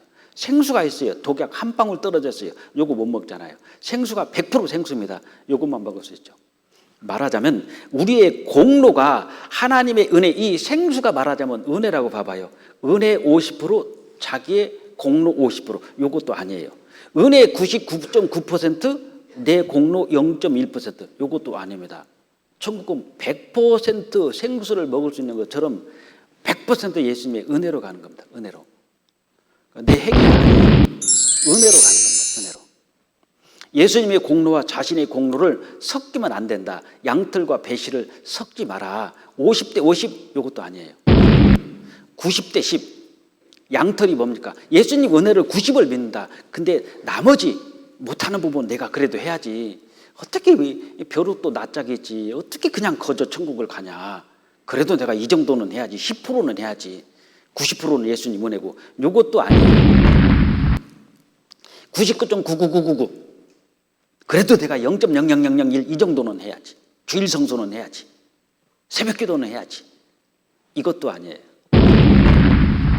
구원은 예수님이 공로 100입니다. 여기다 섞이면 안 돼요. 그걸 다른 복음, 다른 영, 다른 예수라고 하는데 그렇게 믿는 사람이 많다 그랬죠. 그래서 기독교에 짝퉁이 많은 겁니다. 6월절 어린 양도 마찬가지요. 출애굽 때 이스라엘 사람들이 애굽을 나올 때 그날 저녁에 하나님께서 모든 장자, 짐승의 첫 새끼는 다 죽이는데 이스라엘 사람이든 애굽 사람이든 다 죽여요. 딱 하나 이스라엘 민족만 알고 있는 게 있습니다. 오늘 저녁에 양을 잡아서 그 피를 문설주와 인방에다가 바르라 이렇게 놨습니다. 문설주와 인방에다가 피를 바르라. 피를 이스라엘 민족은 답을 알아요. 그래서 그날 저녁에 양을 잡아주고 문설주와 인방에다 피를 다 바른 겁니다. 그럼 하나님께서 어떻게 하시냐? 장자 대신에 양을 잡아서 그 피를 바깥에다 발라놓는 겁니다. 문에다가. 그럼 바깥에서 피를 보고 이 집을 지나가는 거예요. 근데 이스라엘 사람인데도 불구하고 피를 안 발랐잖아요. 죽습니다. 뭐 이스라엘 사람이라고 봐주고 그 애굽 사람이라고 죽이는 게 아니라 피가 있냐 없냐 이 소리예요. 그 피를 보고 넘어가는 겁니다. 근데 보세요. 가능하면 눈 뜨고 한번 들어보세요. 자, 어떤 집이 양은 잡았어요. 분명히 양은 잡았는데 깜빡 잊고 피를 안 발랐어요. 피를. 이 집 장자 죽어요 안 죽어요? 죽습니다. 피를 발라놔야 돼요. 이건 뭐냐? 예수님께서 십자가에 죽으신 것은 틀림없는 사실이에요. 죽으셨는데 내가 안 믿어. 이게 바로 뭐하고 똑같냐? 양은 잡았는데 피를 안 발라는 거예요. 그럼 이 물이 뭐죠? 내 마음입니다. 내 마음. 내 마음 중심에 예수님은 분명히 세상 죄를 지고 갚아주셨는데 나는 피를 안 발라. 내 마음에는 안 믿어. 그러면은 죽는 거예요. 분명히 이 양을 잡았단 말입니다. 양을 잡았는데 한 집에서 깜빡 잊고 이걸 안 발랐다. 그럼 그 장자 짐승의 첫 새끼는 죽는 겁니다. 그럼 뭐냐? 예수님께서 분명히 우리 죄를 갚아주셨는데 나는 안 믿어. 안 믿어. 그럼 어떻게 되죠? 피 안 바르는 거예요. 그러니까 심판받죠. 그래서 6월절 제사를 보면은 이 집은 뭐를 하냐? 꽃을 도배를 해놨고 이 집에는 뭐냐? 페인트를 갖다 발라놓고요. 금으로 도배를 해놨어요. 세 번째 좀 페인트를 발라놓고 네 번째는 피를 발라놨어요. 그러면은 하나님께서 어느 집을 보호해 주시고 어느 집을 치느냐? 다 한 집밖에 없습니다. 이 집이에요. 이 집 꽃 치셔다네. 여기 금 필요 없어요. 페인트 안 되죠. 피 바른 이 집만 살려주시는 겁니다. 그럼 이것도 생각해 보세요. 자, 어떤 집은 꽃으로 도배를 탁 해놨어요. 근데 이 집안에 교수하고 의사가 살아요. 이 집은 뭐냐? 조폭, 살인자. 근데 양의 피를 발라놨어요. 이 집은 신부님, 스님, 목사님이 들어갔는데 페인트를 발라놨어요. 그럼 어느 집을 하나님이 치시고 어느 집을 하나님이 보호해 주시냐? 다 간단하잖아요. 이 집 안에 이 앞에다가 꽃으로 단장했냐, 페인트냐, 양의 피냐, 하나님의 보는 것은 양의 피를 보는 것이지 다른 거 보는 게 아닙니다. 근데 꽃으로 단장해놓고 이 안에는 교수님, 의사 선생님 그래도 괜찮은 사람이 들어갔어요. 페인트 발라놓고 신부, 스님, 목사, 그래도 좀 종교적으로 깨끗한 사람이 들어갔어요. 여기는 누가 조폭, 살인자, 히틀러 이런 사람이 들어갔어요. 근데 예수님 피를 발라놨어요. 그럼 어느 집에 있는 사람이 살아나고 어느 집에 있는 사람이 죽냐? 사람들이 볼 때는 무엇을 보냐면 사람들은 꼭 이 안에 누가 있지? 요걸 쳐다보잖아요. 아이, 조폭, 살인자 이 집은 죽어야지. 신부, 스님, 목사, 그래도 그건 괜찮네. 교수, 의사, 요것도 괜찮겠지. 사람은 누가 안에 들어갔냐 요걸 보잖아요. 사람은 외모를 보냐, 나 요한은 중심을 보느니라. 하나님은 이 안에 누가 들어있느냐 요거 안 봐요. 피를 보는 겁니다. 피. 정말 내 마음에 예수님이 십자가에 죽으신 걸 정말로 확실히 믿냐, 내 죄를 위해서. 그거 하나 딱 보는 거예요. 그러니까 천국 가는 게 너무나 쉽지 않습니까? 이게 예수님의 그림자예요. 이게 이 집 한번 보세요. 똑같이 피를 이 세 집이 다 발라놨어요. 세 집이 발라놨고 이 집은 가장 선한 사람들만 삽니다. 피를 발라놨으니 하나님께서 비켜갈 것이다. 너 안 죽는다. 걱정하지 마라. 두 번째요. 피를 발라놓는데 좀 적당해요. 눈도 보니까 약간 좀 째려보고 그렇잖아요. 적당히 착한 사람이에요. 근데 이 세 집은 아주 악한 사람이 삽니다. 근데 피를 발라놨어요. 근데 피를 발라놓고야 우리같이 잘못되고 우리같이 못되게 살았는데 하나님이 치면 어떻게 할 거냐. 그래서 밥도 못 먹고 다 상 밑에 들어갔어요 지금. 우리 죽이면 어떻게 하지? 피를 발랐다니까요. 그럼 가만히 보세요. 어떤 집을 살리고 어떤 집을 죽냐 다 보면은 그 다음날 아침에 일어보니까 어떻습니까? 이 첫 번째 집 샬롬, 이게 평강이란 뜻입니다. 살아났또 두 번째 집이에요. 샬롬 하고 나왔어요. 세 번째 집이요. 우리 산놈, 우리도 살았어. 이게 다 나왔잖아요. 하나님은 피를 봤지 이 사람들의 어떤 상태냐 그걸 본 게 아니에요. 내가 어떻게 살았냐 그걸 보는 게 아니라 너 예수님이 십자가에 죽으시면서 네 죄를 다 갚아놓은 거 믿어? 내가 피를 볼 때 너희를 넘어가리니 지향에 너에게 내려 멸하지 아니하리라. 이게 그림자예요. 그림자. 이런 것들이요. 그래서 구원 전과 구원 후를 이렇게 좀 이 정도는 말씀드리고 이제 구원 받고 난 다음 있잖아요. 이제 다음 구원 받고 난 다음에는 어떻게 살아야 되느냐 이걸 좀 잠깐만 말씀드리겠습니다. 구원에 이제 확신이 있어야 되잖아요. 구원의 확신이.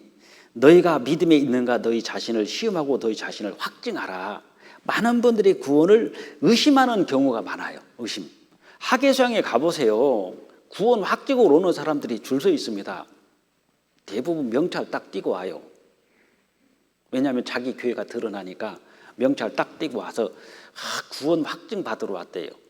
그럼 저는 그래요. 저는 구원 보증 안 써줍니다. 그래요. 제가 어떻게 자매님이 구원 받았다 안 받았다는 제가 어떻게 알겠습니까? 다만 한번 앉아서 한번 간증 한번 해보시오. 쭉 들어보고 난 다음에 그게 구원이에요. 그거 믿어지면 그게 구원입니다. 그렇게 해주지. 자매님 구원 받았네요 못 받았네요. 아니 목사가 지가 뭔데 구원을 갖다가 진단해 줍니까? 진단할 수 없어요. 그냥 이 성경대로 정확하게 믿고 있다면 그게 구원이고 그건 자매님이 믿냐 안 믿냐 그건 제가 못합니다. 어떻게 알겠습니까? 그러나 본인이 확신을 가져야 돼요.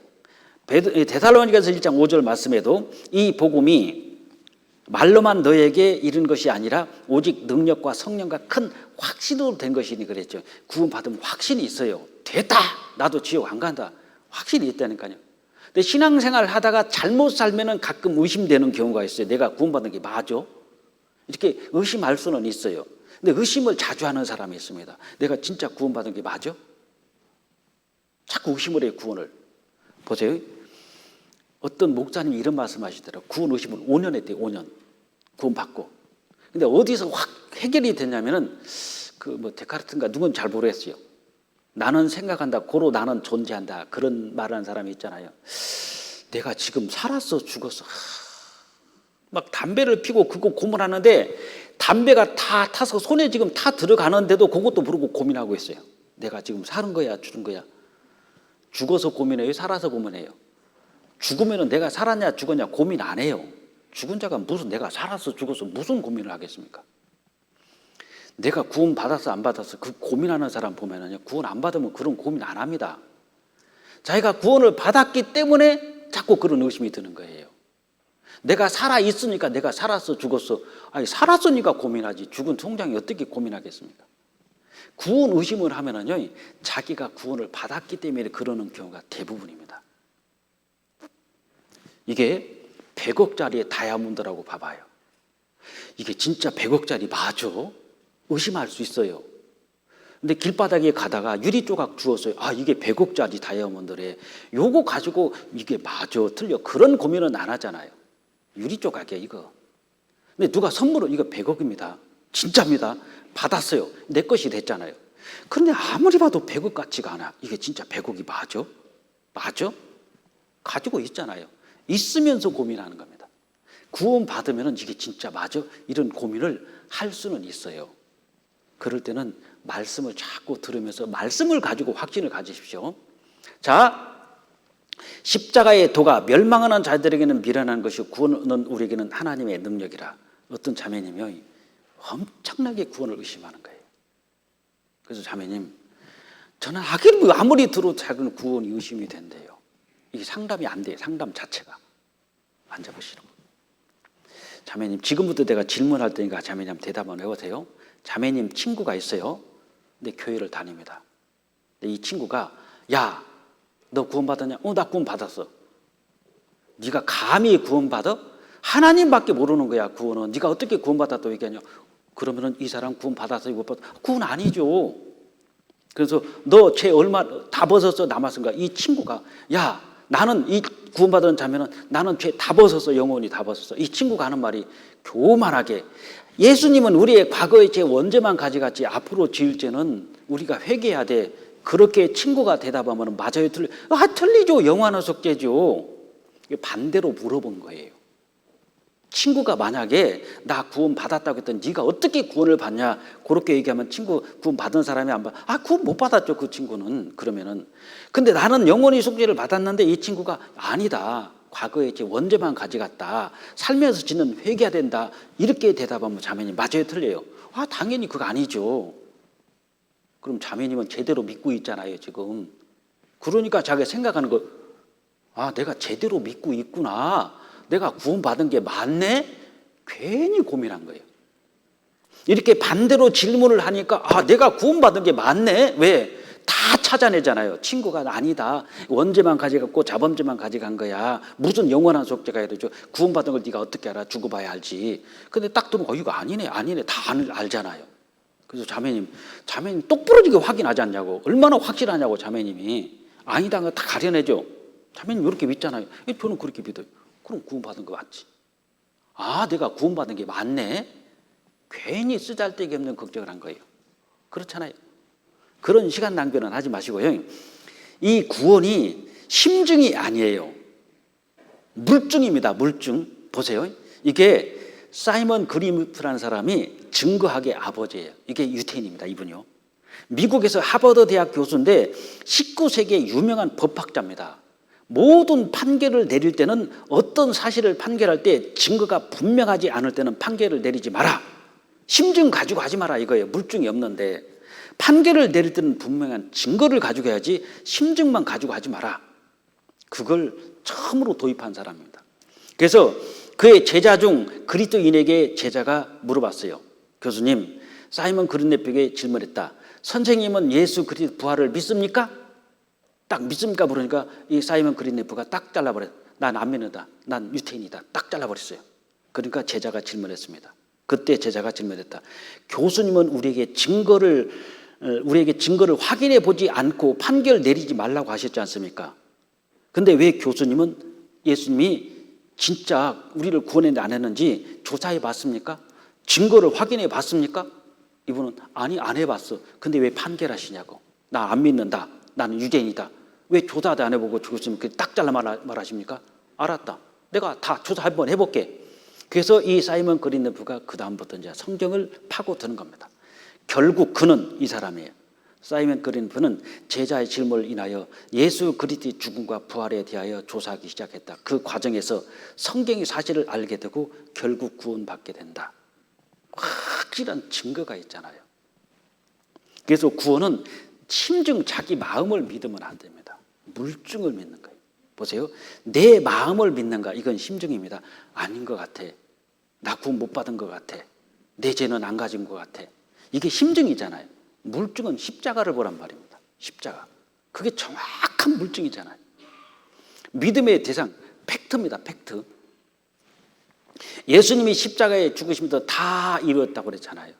이게 물증이잖아요. 이보다 확실한 증거가 어디 있냐고. 예수님 하면은 김정은이도 알아요. 십자가에 돌아가셨다고. 어리석도다 갈라디아 사람들아, 예수 그리스도께서 십자가에 못 박힌 것이 너희 눈앞에 밝히 보이거늘 누가 너희를 깨더냐? 이렇게 확실한 증거가 있는데 누가 너희를 깨더냐? 사람들이 그러던데요. 그게 물증이냐? 그 사람들은 물증이 아니에요. 십자가는 내 앞에 정확한 이게요, 물증입니다. 확실하잖아요.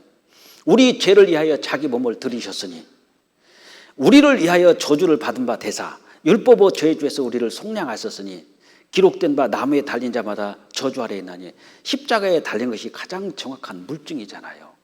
그래서 보라, 세상 죄를 지고 가는 하나님의 어린 양이로다. 다 이루었다. 이것이 뭡니까? 가장 확실한 물증입니다. 십자가를 믿어야 됩니다. 근데 자꾸 자기 마음을 믿으니까 구원이 안 이루어져요. 십자가 딱 보면 됐다. 다 이루었다. 적어도 요건 외우셔야 됩니다. 다 이뤘다. 무슨 뭡니까? 우리나라 방탄소년인지 BTS인지 그건 안 외워도 돼요. 요건 외워야죠. 이 정도는 다 이뤘다는. 구원 의심한 분들이 공통점이 복음에 대한 말씀을요, 외우는 사람이 별로 없습니다. 제가 물어봤어요. 복음 9절 한번 얘기해 보세요. 말똥 눈만 뻑뻑거려요. 그러니까 복음에 대한 구절은 최소한 외우고 있어야 됩니다. 첫 번째 물증이 십자가입니다. 두 번째가 성경이에요. 성경만큼 정확한 게 어디가 있습니까? 너희가 성경에서 영생을 얻은 줄 생각하고 성경을 상고하거니와 이 성경이 곧 내게 대하여서 예수님에 대해서 증거하는 것이다. 이렇게 확실한 게 어떻습니까? 내가 너를 내 손바닥에 새겼고 너희 성벽이 내 앞에 있나니. 손바닥에 새겼잖아요. 이거 확실한 증거입니까? 도마 앞에 예수님이 네 손가락을 이리 내밀어 내 손을 보고 네 손을 내밀어 내 옆구리에 넣어보고 그리 하라. 믿음 없는 자가 되지 말고 믿는 자가 되라. 성경만큼 확실한 게 어딨냐고요. 그 다음에 못자국이잖아요. 못자국. 내가 너를 내 손바닥에 새겼고. 이게 확실한 뭡니까? 증거예요. 증거. 이게 구원의 확신을 갖는 것은 내 마음 믿으면 안 됩니다. 자기의 마음을 믿는 자는 미련한 자예요. 하나님을 의지하는 자는 구원을 얻으리라. 말씀을 보고 십자가를 보고 그 다음에 예수님의 못자국, 창자국을 보십시오. 구원해 주시다는 확실한 증거잖아요. 자, 이제 구원 받고 난 다음에 요걸 한번 생각해 보세요. 구원 받은 사람들의 이제 사례입니다. 이게요. 사례인데 요건 좀 시간이 없으니까 그냥 넘어가야 될 것 같아요. 진짜와 가짜를 한번 좀 비교해 보십시오. 진짜와 가짜. 교회냐 종교냐 이걸 한번 비교해 보겠습니다. 명품일수록 가짜가 많아요. 명품일수록. 그래서 기독교는 가짜가 많은 겁니다. 여기 밭이 있는데 전부 다 곡식이에요. 근데 가라지 두 폭이 있습니다. 이게 곡식밭이에요? 가라지밭이에요? 이걸 곡식밭이라고 하는 겁니다. 맞죠? 전부 다 곡식이에요. 근데 가라지 두 개가 있어요. 이건 곡식밭입니다. 이거는 밭에 가보면 전부 다 가라지요. 곡지 두 폭이 있어요. 이건 무슨 밭이에요? 이게 가라지밭입니다. 곡식과 가라지밭을 절대 다수가 가라지면은요, 가라지밭이고 절대 다수가 막 90% 이상, 98% 이상 다 곡식은 곡식밭이에요. 논에 갔더니 전부 다 벼야. 근데 피가 한 몇 개 붙어 있네. 피가 그 가라지라고 그랬죠. 그게 뭐 피밭입니까? 가라지밭 아니잖아요. 곡식밭이지. 근데 전부가 다 잡초요. 거기서 벼 두 개가 있어요. 그건 가라지밭입니다. 교회를 구분할 때 그런 거예요. 구원받은 사람 알곡이지 않습니까? 알곡이 절대 다수예요. 근데 구원 안 받은 사람이 구원받은 사람 속에 있어요. 근데 아주 소수입니다. 극소수가 있어요. 이건 알곡밭입니다. 반면에 쭉정이에요. 거의 다 구원 안 받았어요. 근데 그 안에 구원받은 사람이 한두 명 끼어 있을 수가 있습니다. 이게 쭉정이 밭입니다. 그래서 그 구원받은 사람이 절대 다수가 있고 구원 안 받은 사람이 그 안에 한두 명 있으면은 이걸 교회라고 하는 겁니다. 교회. 근데 절대 다수가 구원이 아니에요. 근데 그 중에 한두 명이 구원받은 사람이 있을 수 있습니다. 이건 뭐냐? 이건 교회가 아니에요. 이렇게 보시면 됩니다. 이 안에 구원받은 사람이 절대 다수냐, 안 받은 사람이 절대 다수냐, 그거 봐야 돼요. 그리고 정말 복음이 전해지느냐, 그 교회를 통해서 성령님의 역사가 있느냐, 그거 봐야 되겠죠. 하나님이 함께 하시느냐, 뭐 여러 가지가 있겠지만은 그 성도들이 다 구원 받았냐, 안 받았냐, 그 가라지가 맞냐, 아니면은 쭉정이 알곡이 맞냐, 그걸 보면 구분할 수 있지 않습니까? 사도행전 2장 42절에도 저희가 사도의 가르침을 받아 서로 교제하며 떡을 떼며 기도하기를 전혀 힘쓰니라. 날마다 마음을 같이하여 성전에 모이기를 힘쓰고 집에서 떡을 떼며 기쁨과 순전한 마음으로 음식을 먹고 구원받는 사람을 날마다 되게 하시리라 그랬죠. 이게 교회의 특징입니다. 교회는 이렇게 이해하시면 되겠고, 그 다음에 이제 구원받고 난 다음에 그 신앙 생활을 좀 잠깐 말씀드릴게요. 시간은 없는데, 구원 이후 우리의 신앙 상태입니다. 신앙 상태. 구원받기 전에 이 포지션, 신분은요, 구원받기 전에 구원받고 난 다음에는 의인이고 아들이고 왕자예요. 구원받고 난 다음입니다. 구원 이후 우리의 상태, 포지션은 신분이에요. 신분. 의인이고 아들이고 왕자입니다. 근데 죄인에서 의인이 됐고 하나님의 원수가 아들이 됐고 거지가 왕자가 된 거예요. 신분이 이렇게 바뀌어진 겁니다. 그 다음에 상태예요. 상태. 구원받고 난 다음에 나의 몸의 상태는 아직 죄성이 있습니다. 거지를 갖다가 임금님이 거지가 한 10명 있는데, 야, 너 이리 와봐. 내가 이 나라 임금인데 너 내 아들 삼을게. 그러면은 바로 바뀌어진 것은 거지가 아닙니다. 그 자리에서 바로 즉시로 왕자가 돼요. 신분은 즉시로 바뀌어지잖아요. 근데 거지를 데려다가 임금에 타는 왕궁에다 데려다 놨어요. 그렇다고 거지가 하루아침에 싹 바뀌어가지고 왕자처럼 사냐? 그건 아닙니다. 밥 딱 차려오니까 젓가락보다 손이 먼저 가는 거예요. 아이, 왕자님 젓가락 드시죠. 옆에 무리가 훌쩍 마셔요. 아, 왕자님 그거 손 씻는 물입니다. 하나씩 배워가잖아요. 신분은 거지가 왕자로 됐기 때문에 즉시로 바뀌지만 상태는 시간이 반드시 필요합니다. 구원받으면 바뀌어지는 것은 바로 바뀌는 게 신분이에요. 우리는 하나님의 아들이다. 우리는 의인이다. 우리는 왕자다. 근데 상태는 담배 피는 것이 구원받았다고 탁 끊어집니까? 시간 걸립니다. 구원받았다고 암이 없어져요? 암 가요 그대로. 구원받았다고 빚이 없어집니까? 빚 그대로 가요. 신분이 바뀌어진 것이지 상태가 바뀌어진 게 아니에요. 어떤 사람은 막 암을 가지고 고생하다가 구원받았으니까 암이 고쳐질 줄로 알아요. 아니요, 암 고쳐지는 게 구원이 아니라니까요. 암은 그대로 상태는 가지고 가는데 암 걸렸지만 나는 그래도 하나님의 자녀다. 나는 의인이고 하나님의 아들이다. 그러니까 어떻죠? 암이 걸린 것이 전에는 원망스러웠어요. 근데 생각해보면 내가 암이 안 걸렸으면 구원받을 일이 없지. 아마 고맙다. 틀림없이 그렇게 바뀝니다.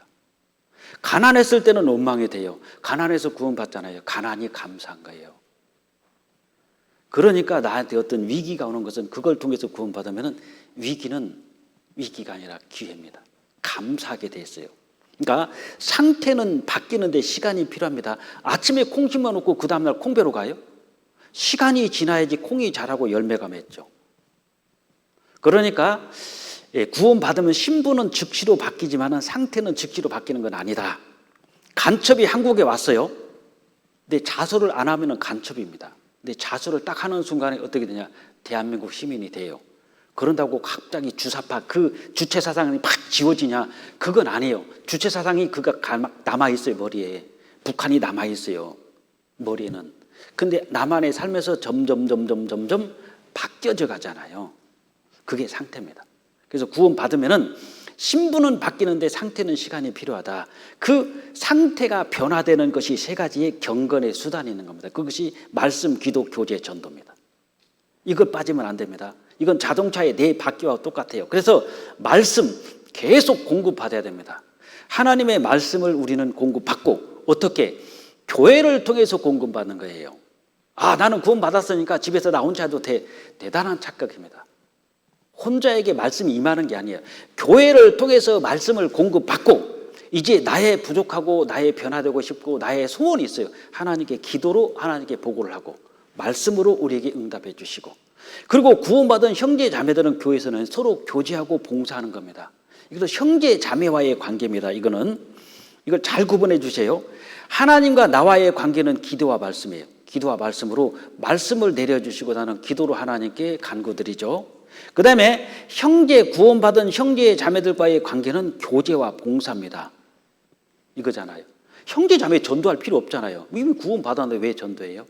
그러니까 말씀과 기도와 교제가 전도가 있는 말기교전, 그러죠. 말씀, 기도, 교제, 전도예요. 말씀과 기도는 하나님과 나와의 관계, 그 다음에 교제는 성도, 교회와의 관계입니다. 전도는 세상 사람들과의 관계란 말이에요. 그러니까 하나님 말씀으로 양육받고 교제하고 봉사하고, 여기서 나오는 것이 사랑이에요. 사랑. 이 사랑 속에서 뭐가 나타나느냐? 반드시 열매가 나타납니다. 아무리 남편이 건강하고 아내가 건강해도 사랑하지 않으면 애기 못 낳아요. 같이 사랑해야지 애기가 나오지. 아무리 우리 교회가 멋들어지고 그래도 하나님과 사랑이 딱 식어지잖아요. 전도 안 됩니다.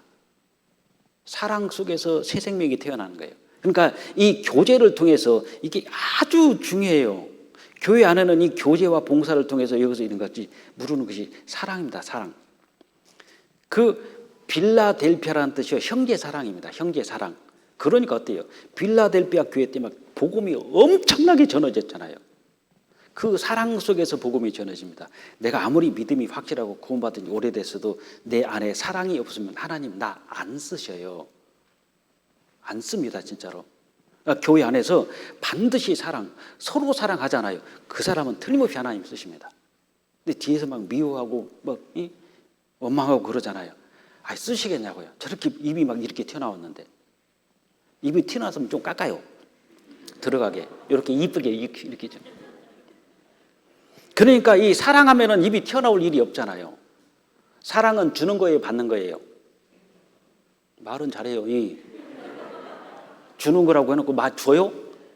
세상 노래도 그랬어요. 사랑은 주는 것, 아낌없이 주는 것. 세상 사람들도 주는 거라는 거 알아요. 교회 안에서 어떻습니까? 줘야 돼요. 그래서 사랑을 두 가지로 보면은 내 안에 적혈구, 백혈구가 있습니다. 적혈구, 백혈구가 있는데 의사 손 들어보세요. 의사님들. 의사. 어디 갔어요, 다들? 의사 손 들어보셔요. 어디 뛰어? 예. 자, 백혈구가 하는 일이 뭐예요? 예? 적혈구는? 자, 보세요. 이 적혈구는 산소를 공급해 주는 겁니다. 적혈구는. 그러니까 내 안에 살 수 있도록 산소를 막 공급해 주는데, 저쪽에서 적혈구 나 산소가 필요해. 그럼 웃기는 소리 하고 있네. 그게 아니래요. 다 준답니다. 자기가 가지고 있는 산소를 싹 주고 자기는 한 2, 3일 땅을 돌다가 희생이 돼요. 죽고 대변으로 나간대요. 백혈구는 병균이 들어오잖아요. 이 병균이 들어오면 우리는 어떻게 생각하냐? 저놈 죽여! 하고 막 창으로 찔린다고 생각하죠. 이 백혈구는 내 안에 병균이 들어오면은요, 딱 가슴을 연대요. 다 들어와. 백혈구가 이 병균이 들어오면 탁 품어가지고 그냥 탁 감싼답니다. 그럼 이 안에서요, 얘네들이 눌려 죽는 게 아니라 음해 사랑이 녹아버린대요. 사랑에 녹아가지고 죽는데요, 그냥. 그러니까 사랑은 두 가지예요. 하나는 뭐냐면 주는 사랑입니다. 하나는 안아주는 거예요. 이 백혈구처럼 병균이 들어왔을 때 막 창으로 찌르는 게 아니라 탁 감싸서 포근하게 탁 안아주니까 음해 이런 사랑 처음 받아보네 하고 거기서 녹아버린대요. 형제 자매님들이 병균처럼 달라올 수 있잖아. 나한테 창으로 찔러야 돼요, 품어야 돼요. 품으란 말입니다. 그게 사랑이에요. 또 어려운 형제 자매들이 있으면 나눠줘야죠. 나만 먹고 나만 살아요? 어려운 사람들 있지 않습니까? 그게 사랑 통해서 전도라는 것이 이루어지는 거예요. 그래서 공급입니다. 말씀을 공급받아야지 신앙이 정상적으로 살 수 있어요. 머리를 붙들지 아니하는지라 온 몸이 머리로 말미암아 마디와 심줄로 공급함을 얻고 연합하여 하나님의 자라게 하심으로 자라느니라. 이 반드시 공급이 필요합니다. 공급. 구원 받으면은요, 우리는 자라나야 되는데 자라나기 위해서는 계속적인 하나님의 말씀을 공급받아야 돼요. 그리고 연합해야 됩니다. 그래서 하나님이 자라나게 하시죠. 교제를 통해서 하나님 말씀으로 계속 말씀 공급, 사랑 공급, 거기서 자라나는 겁니다. 근데 나는 교제를 안 나와요. 수요일도 안 나와. 뭐 구역 모임도 안 가. 일요일만 잠깐 와서 말씀만 딱 듣고 기도하기 전에 가버려 그냥. 그건 공급받는 게 아니에요. 광고는 설교의 연장입니다. 광고까지 들어야 돼요. 광고 끝나야지 설교 끝난 겁니다. 어떤 분은 광고 시간에 나가는 분도 계시는데 그건 고치는 게 좋습니다. 가능하면요. 그래서 사도행전 20장 32절에도 이 바울 사도께서 이제는 3차 전도 여행을 끝나고 로마로 가야 돼요. 왜? 땅끝까지 복음을 전해야 되니까 장로들을 모아놓고 그랬습니다. 지금 내가 너희를 주와 및 그 은혜의 말씀께 부탁하노니 그랬지 김 장로한테 부탁한다, 박 장로한테 부탁한다, 그게 아니에요. 말씀께 부탁하노니 그 말씀이 너희를 능히 든든히 세우사 거룩하게 하심을 입은 모든 자 가운데 기업 있게 하시라 그랬죠. 말씀께 부탁했고 말씀이 우리를 든든히 세웁니다. 말씀께 부탁하고 그 말씀이 우리를 든든히 세워요. 말씀이 세우는 겁니다. 말씀 순종이 하나님께 순종이에요. 그러니까 말씀은 그렇게 돼 있는데 순종을 안 하잖아요. 굉장히 자기 믿음 좋은 게 아닙니다. 하나님을 굉장히 거역하는 겁니다. 하나님께서 굉장히 힘들어해요. 그런 부분을. 그래서 말씀은 마치 갓난 아이들같이 순전하고 신령한 젖을 삼으라고 그랬죠. 이렇게 계속 먹여주는 거예요. 그러니까 계속 콩나물씨로 밀주면 뭐 쭉쭉쭉 빠지는데 자라난다니까요. 그러니까 말씀을 계속 먹으면 자라나긴 자라나요. 근데 말씀이 고난 속에서나 자라나는 사람은 열매가 맺고요. 고난이 없는 사람은 열매가 없습니다. 똑같은 콩인데 콩나무가 있고 콩나물이 있어요. 콩나물하고 콩나무 차이점이 뭐냐? 콩나물은 안방에서요. 검정 보자기 뒤집으시고 맨날 물만 먹고 자라나요. 아무런 고생 없어요. 그냥 계속 물만 먹어. 그러니까 키만 자라고 머리만 굵어져요. 그게 콩나물이에요. 콩나무는 밭에서 막 비바람, 천둥, 번개, 병충해 막 온갖 것을 다 고난을 받아요. 콩나무는. 콩이 주절주절 열리잖아요. 고난을 싫어하고 그런 것을 편안하게 물만 먹으려 하면은 콩나물처럼 키는 자라는데 머리가 굵어집니다. 열매는 안 열려요. 밭에 콩나무가 돼야지 열매 맺습니다. 얘들가 놀랬어요.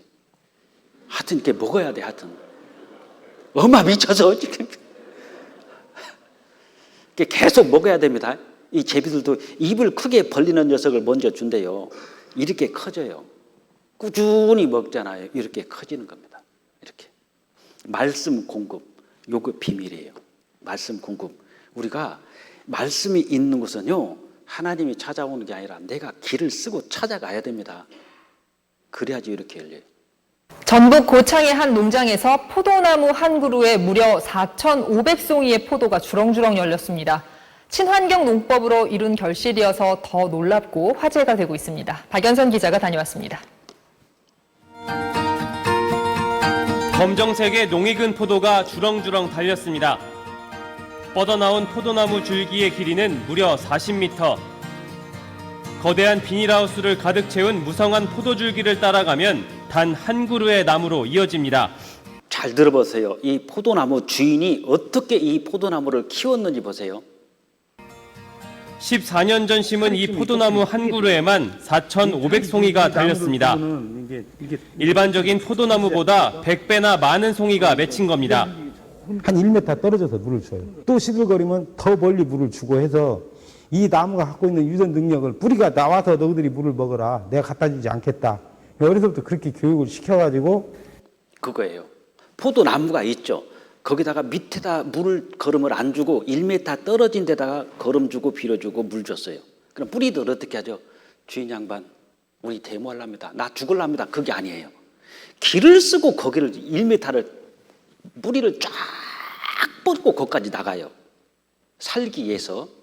그러니까 뿌리가 물을 찾아가는 것이지 물이 뿌리 찾아가는 게 아닙니다. 그 다음에 또 1m 떨어져서 또 물을 주고 거름을 주고 비료를 줘요. 그럼 이 뿌리들이 주인 양반 너무하십니다. 그게 아닙니다.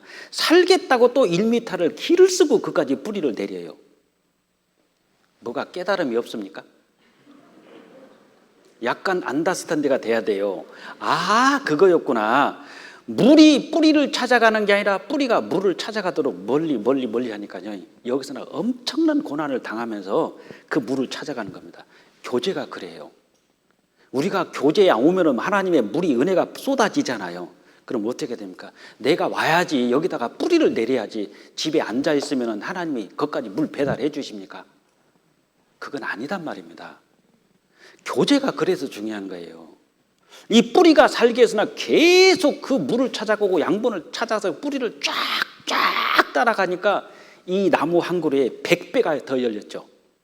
4,500송이가 열렸대요. 나무 한 그루에, 포도나무 하나에. 그게 비밀입니다. 그래서 말씀, 기도, 교제, 전도 있지 않습니까? 이것이 신앙의 비밀입니다. 말, 기, 교, 전. 기도하고 교제, 그 다음에 전도. 이제 하나만, 시간이 다 가서 큰일 났네. 이제 7족을 멸하라. 신앙생활 이것이 기본입니다. 7족이 뭔지 알죠? 이 발족자가 아닙니다. 발에 발가락 7족을 잘라버리는 소리가 아니라 가나안 땅에 들어가면은 하나님께서 헷 족속, 기르가스 족속, 아모리 족속 이 7개 족속들이 있어요. 헷 족속, 기르가스 족속, 아모리 족속, 가나안 족속, 히위 족속, 브리스 족속, 여부수 족속 이게 7개입니다. 7 족속을 쫓아낼 것이고 쫓아내서 될 일이 아니라 그들을 뭐라고 그랬냐 완전히 진멸하라는 거예요. 그냥 깡그리 없애버리라. 그렇지 않으면 평생 따라다니면서 귀찮게 할 것이다. 마찬가지로 내 안에 7 족속이 있습니다. 헷 족속, 기르가스 족속, 아모리 족속, 가나안 족속, 브리스 족속, 히위 족속, 여부수 족속 7 족속이 저와 여러분들 안에 있어요. 요거 완전히 진멸해야지 성공하고 승리할 수 있습니다. 첫 번째, 이 헷 족속은 뭐냐? 헷 족속이라는 뜻이 공포입니다. 공포와 두려움. 말하자면 신앙생활 제대로 하려면 공포와 두려움을 제거하라는 거예요.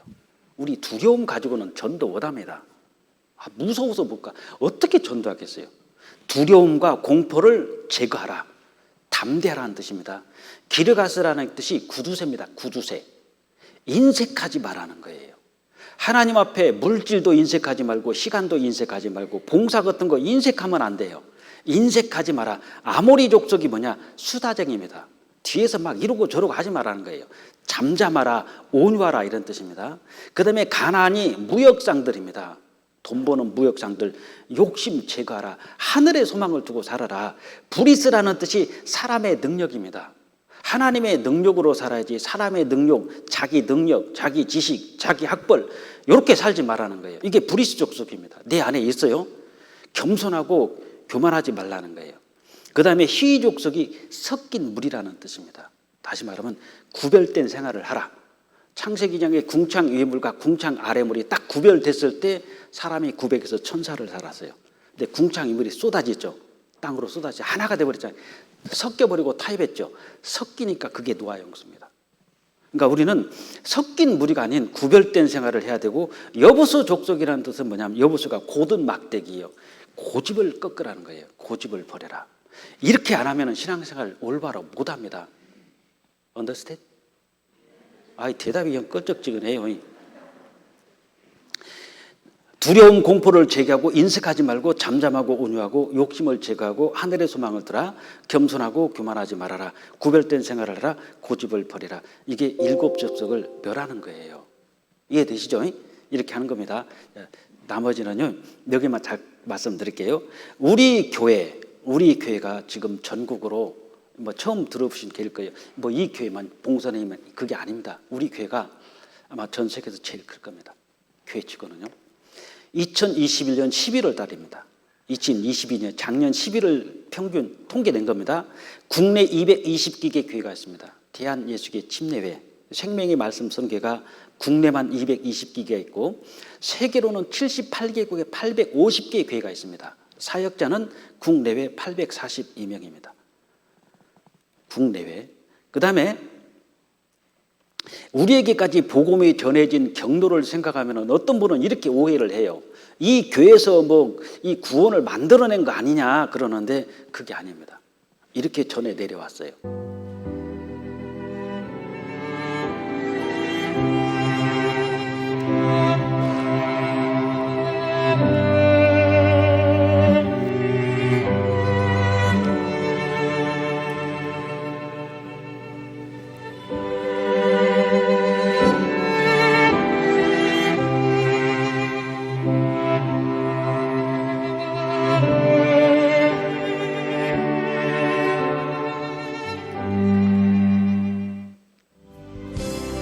돌에 맞아 순교와 스테반, 에티오피아에서 살해된 마태, 죽기까지 끌려다닌 바가, 십자가에 거꾸로 못 박힌 베드로, 목베임 당한 야고보, 로마에서 목베임 당한 바울, 수많은 그리스도인들이 피 흘려 전해져 온 복음. 조지 핏빌드, 이 사람이 1738년경에 대중설교를 시작했어요. 영국을 홀딱 뒤집었었습니다. 그리고 그의 영향을 받은 사람이 요한 웨슬레이, 그 영향을 또 주었던 사람이 찰스 핀입니다. 그리고 찰스 핀에게 영향을 받은 사람이 누구죠? 그 유명한 D.L. 무디입니다. D.L. 무디 설교를 듣고 구원받은 사람이 C.T. 스터드고, C.T. 스터드는 웹선교부의 초대 회장입니다. 웹선교부의 2대 회장이 놀만 그랍이고, 놀만 그랍이 한국에 보내신 선교사가 그입니다. 그러나 예수님께서 내 마음속에 잘 보세요. 이분이 우리나라의 복음을 처음 전해준 사람이에요. 이분을 통해서 우리 교회에서 구원받은 사람이 나오신 겁니다. 이 설교가 지금 도르트문트 설교 중 길기수 선교사 그랬죠. 독일 저희 교회에 와서 이분이 설교한 내용입니다. 들어오셔가지고 내 속사람 완전히 변했기 때문에 즉시 마음속에 무슨 생각 들어왔느냐 하면 내가 이 놀라운 것 전할 수밖에 없습니다.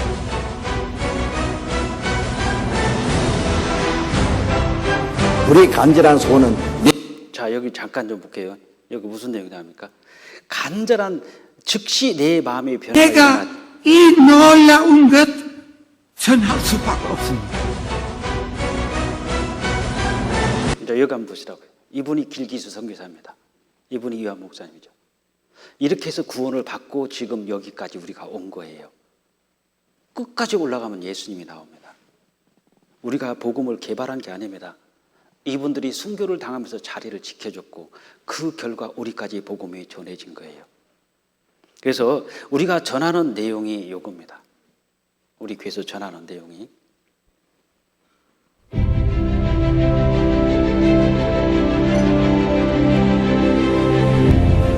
생명. 이것은 세상에서 가장 위대한 단어입니다. 자연의 경이로움도, 탄생의 기쁨도, 성장의 신비도 모두 이 한 단어에서 비롯됩니다. 우리가 하는 일도 여기서 시작됩니다. 육신의 생명이 아닌 영혼의 생명을 살리는 일, 죽음을 넘어 영원한 생명을 갖게 하는 일, 우리는 그 일을 하고 있습니다. 바로 말씀으로.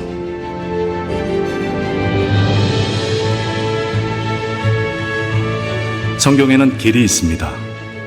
영원히 거듭남을 얻는 길, 영원한 생명을 얻는 길. 우리는 그 길을 성경에 기록된 대로 올바른 방법으로 전합니다. 대한민국과 전 세계 수많은 사람들에게.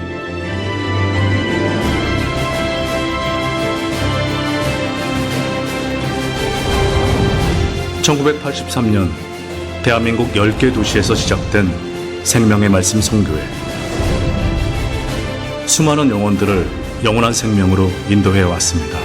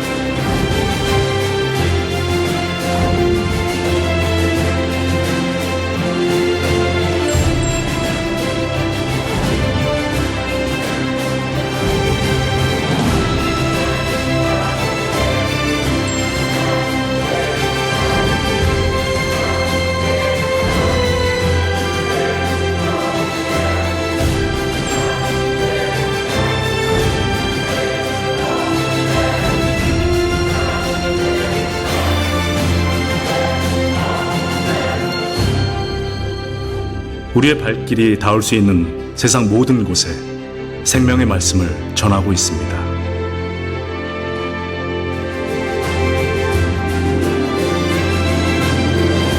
세상 곳곳에 말씀을 전하지만 우리에게 가장 중요한 것은 바로 당신의 영혼입니다.